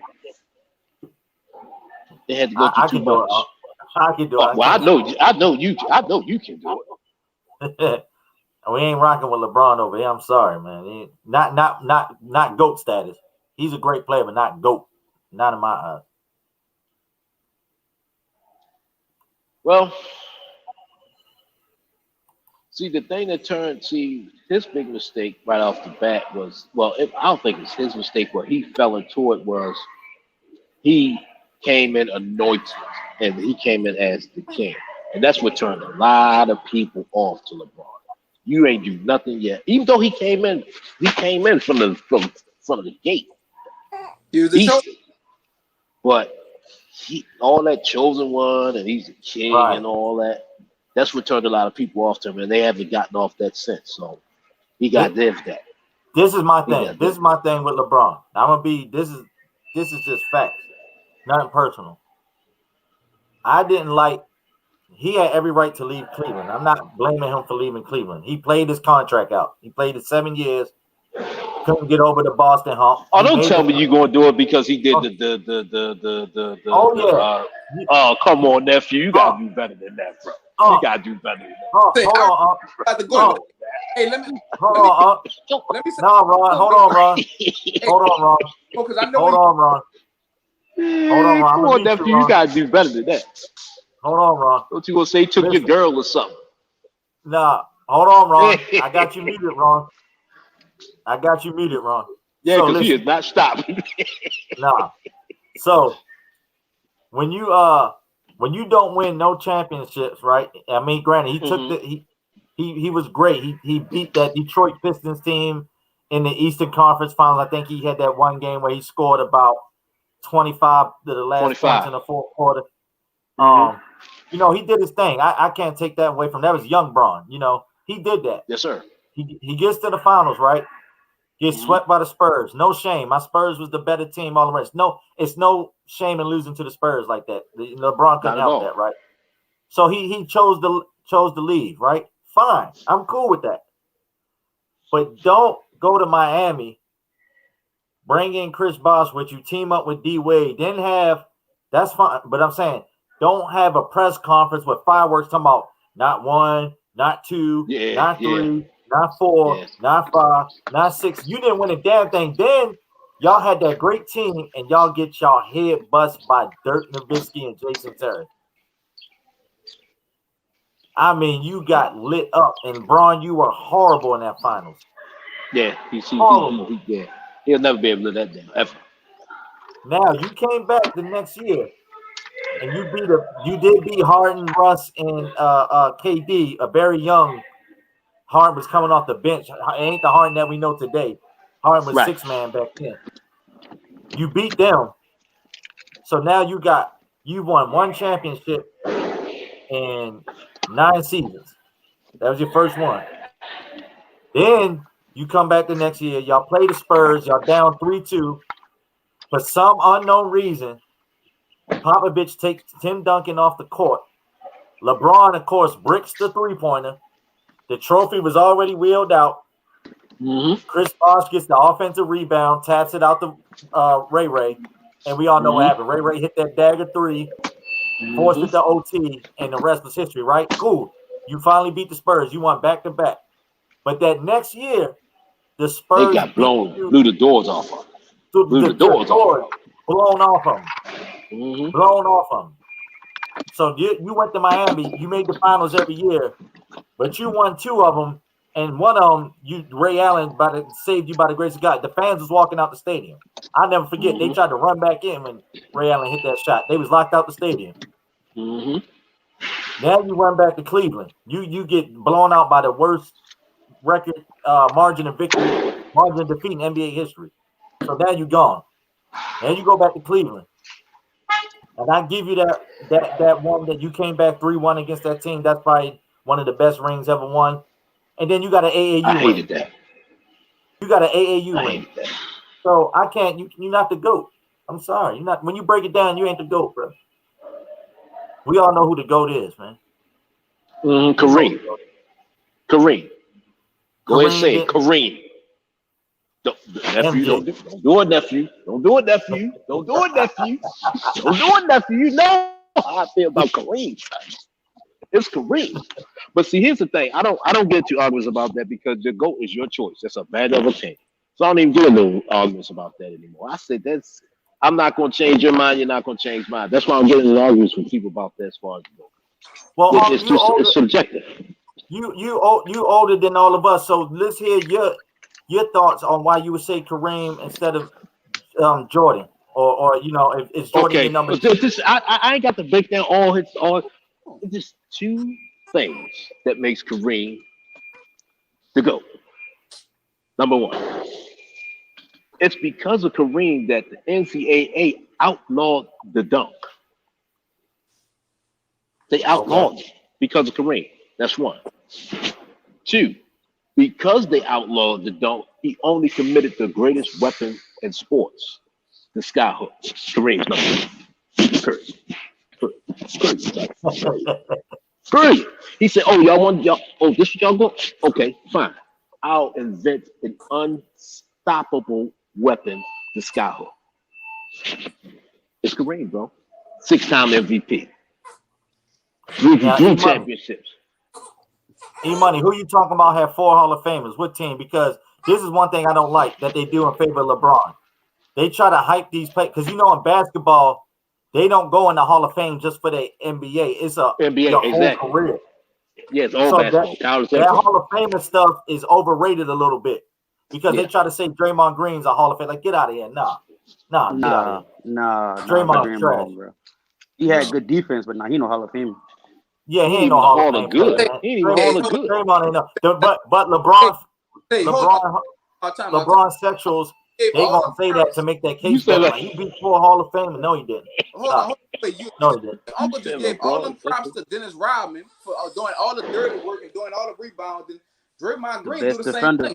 All the dirty work. You got to give credit where it's due. Nah, he ain't no Dennis Rodman. He ain't no Hall of Famer. He won. Has he ever won Defensive Player of the Year? Has he ever won any kind of titles? Like, I mean, any kind of Draymond Green, a 2-time Defensive Player of the Year. Who, Draymond? Nah, he ain't got 2. He ain't got 2. I'll give you 1. He ain't got 2. Look it up right now. I think Draymond Green won 2-time Defensive Player of the Year. You just said you think. You just said you think. You gotta know. I know he won 1 for sure, and I know he was. He got 1.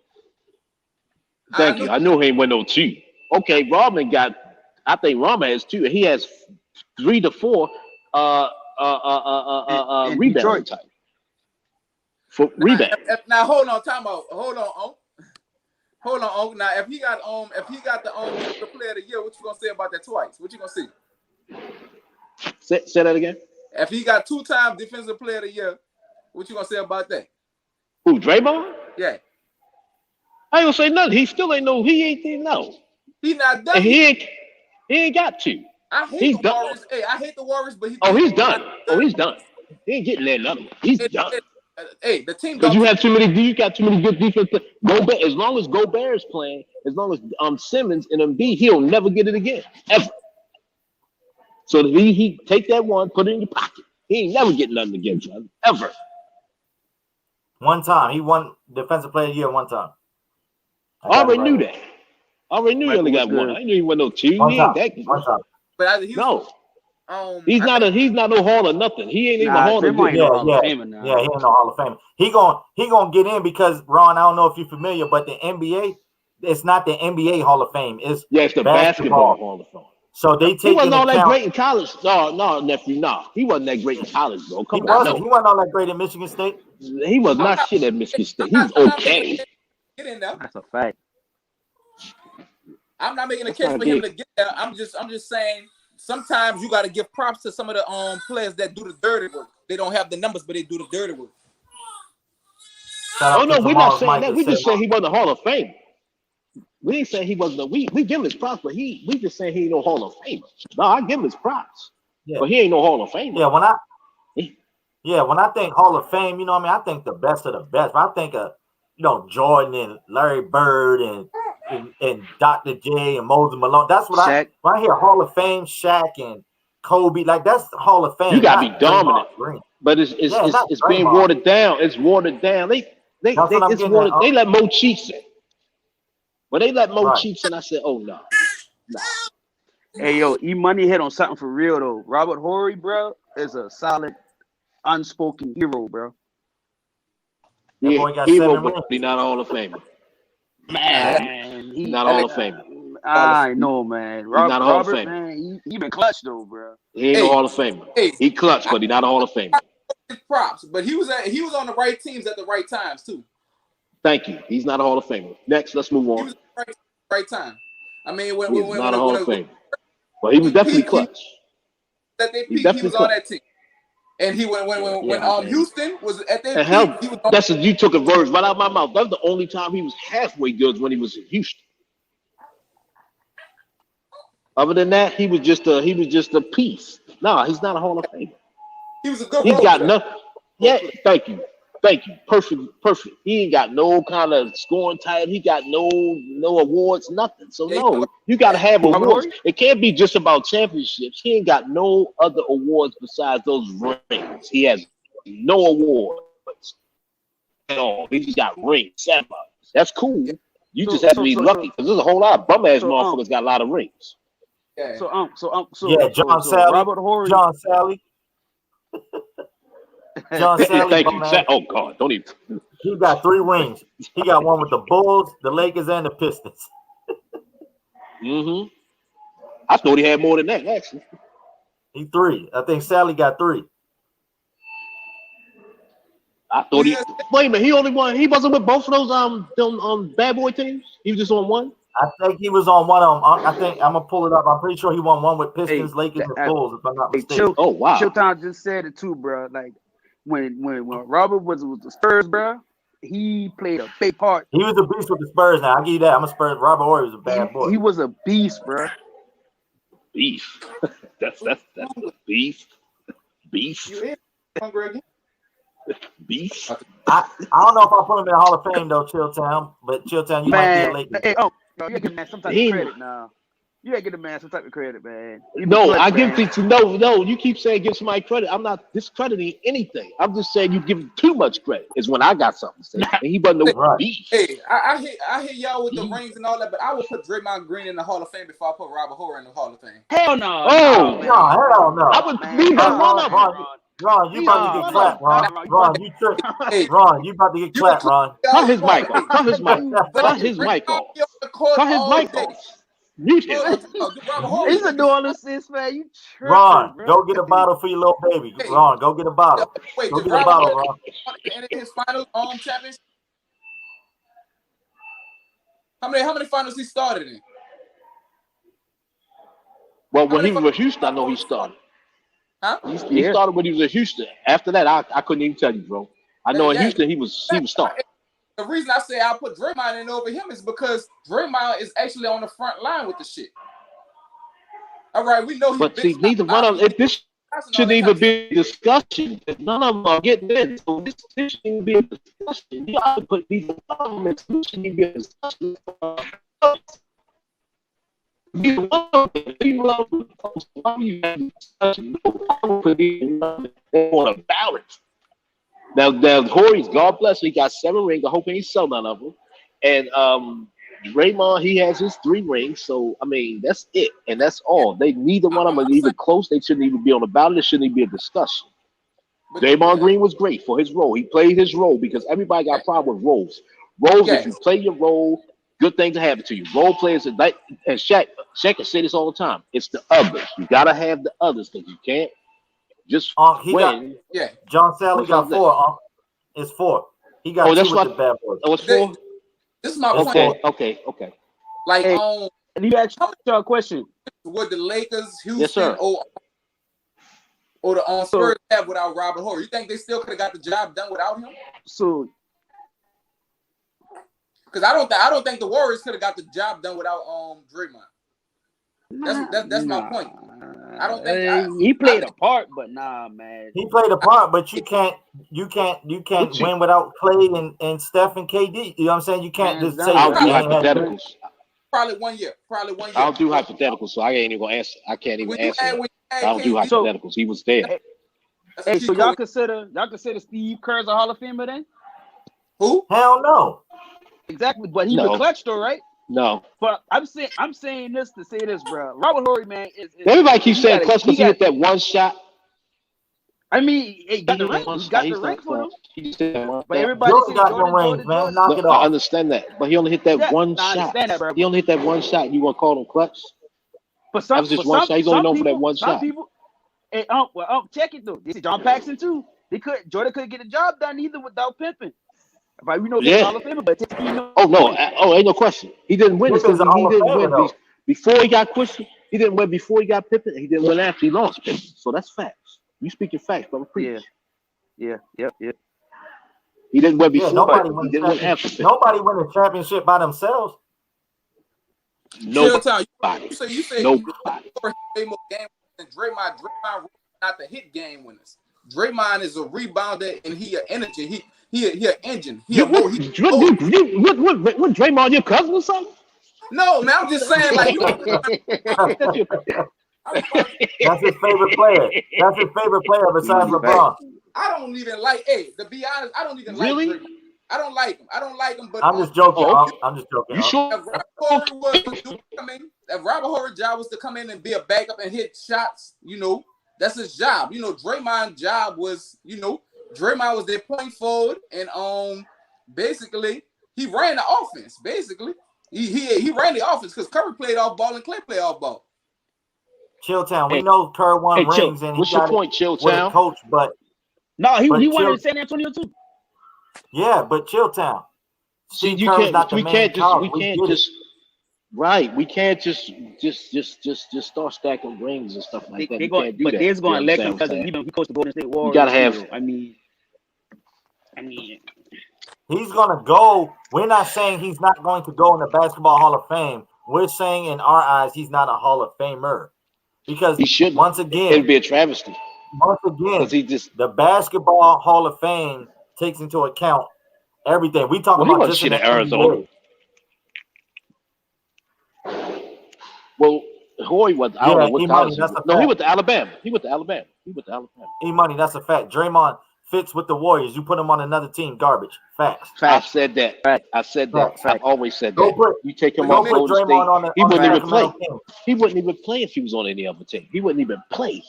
Hey, I say, but let me say this: if he would have played in Game 5 when he got suspended, the Cavs would have lost that finals. Oh, I believe that. I'll give you that. So And I hate that. I hate that with a passion. And I hate that with a passion that they did not knock off that Bulls record because I wanted them to win. It don't matter that record that they have. It doesn't matter because they didn't win a championship. And I hate the Bulls with everything in me, and they didn't accomplish that. And I still haven't recovered from that. Brian, I don't think they should have suspended Draymond for that thing. But I'm gonna say this about that: he should have got suspended the series before that. That's the reason why he got suspended in the LeBron. Yeah, because they missed it. They missed it on that one. They missed it when he kicked Stephen Adams in the nuts, and he should have got suspended that series.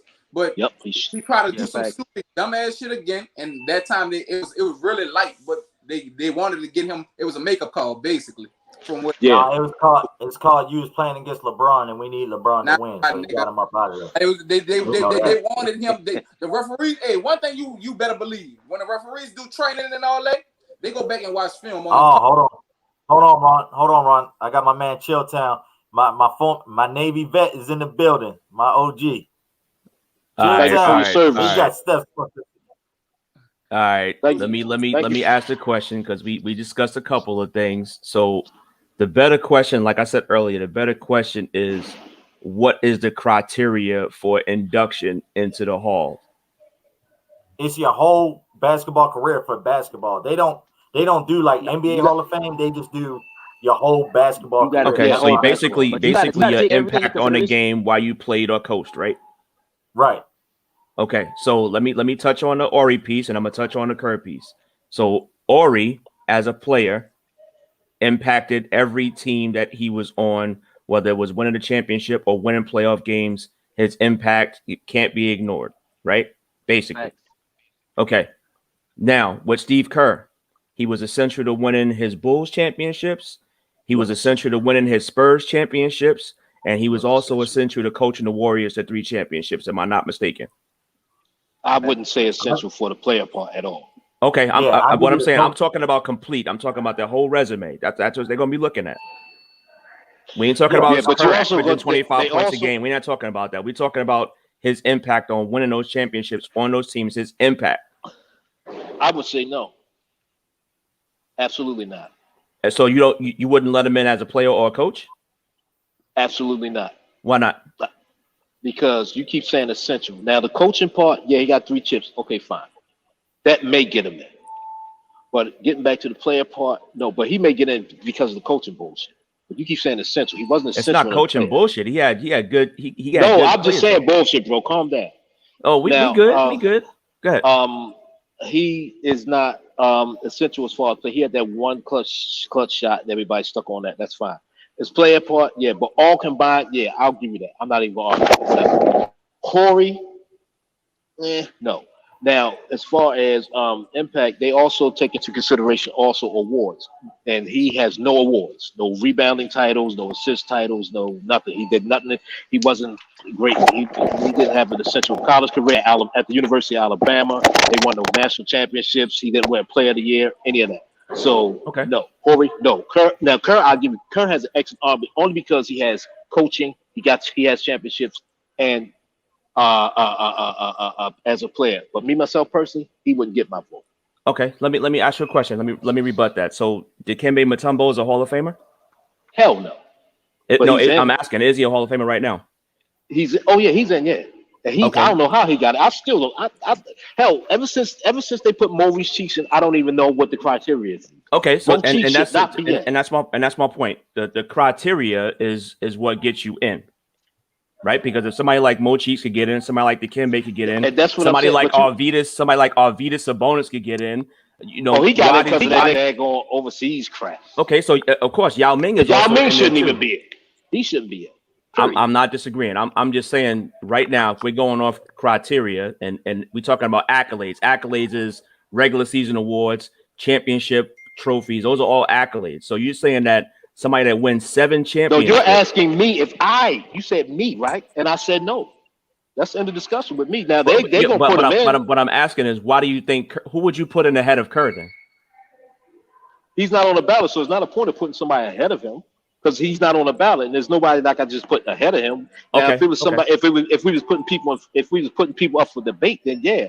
But as far as just myself personally now, no. Okay, so who would you put in? Who would you put in ahead of Ori then? That didn't get in. You keep saying that. Hope. Oh, BMO, what's Robert Horry career numbers? Oh, it's not. I wouldn't even know. He's not a stat monster. No. Put it like that. He's not a stat monster. Everybody, you wouldn't be in the NBA if you wasn't useful. You can't say that. Oh, there's no question. You can't. That's a different. But we talking about. You keep saying useful. You said useful. You said useful. We talking Hall of Fame, bro. Let's stay on point here. Yeah, you can't just say that somebody a pivotal player. All right, say I played in the NBA for 18 years, and I was just a hustle player. Like say I'm like a Pat Beverly type of player, and that's all I do is hustle and get steals and stuff like that. But I'll just keep on switching, just end up on teams, and I won like 11 championships. Do I deserve to be in the Hall of Fame? Or I just played my role and I just was so lucky to be on teams that won championships? Right. Robert Horry career average 7 points per game. Hell no, that boy in the Hall of Fame. That's the end of the discussion. So we're looking at points. So we're looking at points averages now. Is that what we're looking at? Everything that you average 7 points. He played 1,000. Everything, bro. That's the thing. And then you got to take into consideration whether you're light as well. That's his career. And it's all subjective. 1,100 games, 7 points, 4.8 rebounds, and 2.1 assists a game. Hey, hold on, Tom. That's the end of discussion. I'm gonna ask you a question on Chill Town. Yep. What's Robert Horry nickname? Big Shot Bob. All right, and you averaging 7 points per game. You think that dude deserves to be in the Hall of Fame? Let me explain myself before we get into this conversation. Your regular season numbers is your regular season numbers. What you do in your playoff career and complete NBA career is what should get you into the Hall of Fame, not just your regular season numbers. That shouldn't determine your status of getting into the Hall. All right. Let me see. I'm about to give you an example. Let's go, Sean Livingston. That dude was a walking bucket the first couple of years for the Warriors. Yes, he was. You just love these obscure bum players. You love these obscure players. I agree with him. I agree with Sean Livingston was a bad boy. Recent history. Yeah, Sean he was, but he's not a Hall of Famer. Hey, No, you're not saying that. Would have won 7 straight championships in a row, and Sean Livingston just came off the No, bench. let's stop right here. Sean Livingston is a success story because man, his knee was. Did you ever see that knee injury he had? Yeah, bro? it's devastating. Yeah. I saw Yes. So he's a Right. he's the Hall of Great to me. Just for him to get back into the league, he's a Hall of Great. He's in my personal Hall of Fame because man, and that was crazy. Yeah. Robert Ory's most points he ever averaged in a season was 12 with the 1994-95 Houston? Rockets. Houston Rockets. That's not Hall of Fame. That was his highest ever in his whole career. So let me 12, ask Ron Swag this question: how many points a game should you average to get into the Hall of Fame? 20 plus. 20 plus. So okay, so if you average 20 plus points, okay, let me frame this. If you go ahead, Ron, go ahead. Hall of Fame, fuck. You can't just say that you got 7 rings. You was on championship teams and say you had 7 rings. But if you was known for hitting big shots and playing offense, if you ain't averaging over 10 points per game, you should not be in the Hall of Fame. Okay, I got you. But let me ask you. How many points should you average in order to get into the Hall of Fame? Regular season. What you do as a player. It depends what type of player you is. Your nickname is Big Shot Bob. For what reason, though? Yeah, he hit big shots in clutch moments. I give him that. But besides them big shots, what else he? He's the Hall of Clutch. Okay, let me say this. So without Big Shot Bob on the Rockets, without Big Shot Bob on the Spurs, without Big Shot Bob on the Lakers, do any of those teams win those championships without him? Know that because nobody else didn't ever get a chance to take that shot. So are you saying that Robert Horry is a Hall of Famer? I'm saying this. He is not a first ballot Hall of Famer. There are players that should get in before him. There are players that should get in before him. Ben Wallace should get in before him. Okay, I'll say that right now. Ben Wallace should get in before him. Chris Webber should get in before him. Oh, Chris Webber, definitely. You know what I mean? See, now you're talking, Chilltown. Now you talking. I'm saying this. If we go on, and this is just my personal belief because I looked up the induction criteria for the NBA Hall of Fame. It's real gray area. It really doesn't say anything. Yes. So for me, if I'm looking at somebody like Chris Bosh, Hall of Famer. What are you basing Chris Bosh's Hall of Fame induction on, though? I'm asking you, I'm basing it on his career. His career, he got the 2 Hey, baby. He won the 2 championships. He was beasting, like a word that I heard here a lot. And Toronto as well. He was beasting. And Toronto. Okay, let me ask. Okay, I respect that. I'm gonna ask you a what if question now. Does he win a championship without going to Miami? Okay, I'll do hypotheticals. I don't do hypotheticals, sir. Let's move on. Next question. Do you personally think that he would win a championship if he stays in Toronto? No. Okay. Ooh, good question. No, think about that. I can't answer that because it's hypotheticals. I don't deal in hypotheticals, bro. It's a whole lot of variables that goes with that. So I don't know. I don't know what the team construct would have been. I don't know what free agents would have come there, what trades would have made. So I don't know. I can't speak. Now him adds up himself. I can't say no, but no one player wins a championship. We all know that. So I agree with that. All right, let me ask you this, Chilltown. You would make a hell of a lawyer, by the way, Chilltown. I'm stating facts, man. Some hypothetical with a little fact sprinkled in there. All right, Chilltown. Chris Bosh was a beast. Put up his number around. He won the championship in Miami. Now, do you think KD would be a Hall of Famer if he would have never went to Golden State? Yes. Hell yeah. I think KD. You don't like the good players. Let me tell you something. If KD doesn't win any championships, he is probably one of the top Hall of Famer. Explosive scoring players in the history of basketball. He gets in with no rings. He gets in with no rings. Come on, bro. You gotta be kidding me. Did you answer that question? Come on, bro. He gets in with no championships, in my opinion. No championships, bro. He got to take awards too. He didn't won an MVP. He didn't won scoring titles. Come on, bro. Yeah. You kidding me now? And OKC. KD's a Hall of Famer right now. Right now, he gets in. He was a Hall of Famer before he even got. He was a Hall of Famer. I would venture to say he was a Hall of Famer before he even got the goddamn Golden State. That's a fact because he won MVP in OKC. Yeah. I'm just trying to show you that, like, What you trying to show us? with the numbers, I'm saying, like, you know, you saying you asked about Chris Bosh without the championships, that Chris Bosh there was a monster where he was at. But Chris Yeah, Bosh, he was a beast. I would never Post compare KD. Chris Bosh to KD ever. Ever. Ever. Can I say more evers? Ever. I'll give y'all some homework to do real quick. So when you get a chance, I ain't doing homework, bro. Come on, man. What's going on? in your spare time, bro. I know you seasoned, bro. I can smell a seasoning from over here, bro. I got you. I'm just saying this. Take a look at some of the players that's already in the Hall of Fame and look at their stats, right? And look at what Robert Horry did, and you tell me if Robert Horry deserves to take some of those people's places. Wait a minute, say that again. I hear it because I was getting the call. No. You still there, Chilltown? The thing I would ask What was his question? BMO, look up Chilltown, you still there? playoff points per game. Oh man, what was his question, nephew? Because I was said, getting an incoming call. Something about looking up the criteria and see like some of the people that's already in the Hall of Fame, and then Absolutely not. I ain't looking up nothing. I ain't got to look it up. No. He Chilltown, attorney at law. No. Right now, looking Absolutely not. Right now, I'm not doing no goddamn homework. I ain't got to do nothing. No. Absolutely not, sir. he basically asking, is anybody in the Hall of Fame that's in the Hall of Fame right now, would you swap him for Robert Horry? No. Just because you play a certain role on a team that won championship, that don't mean you deserve to be in the Hall of Fame. That means you was doing your job. Right.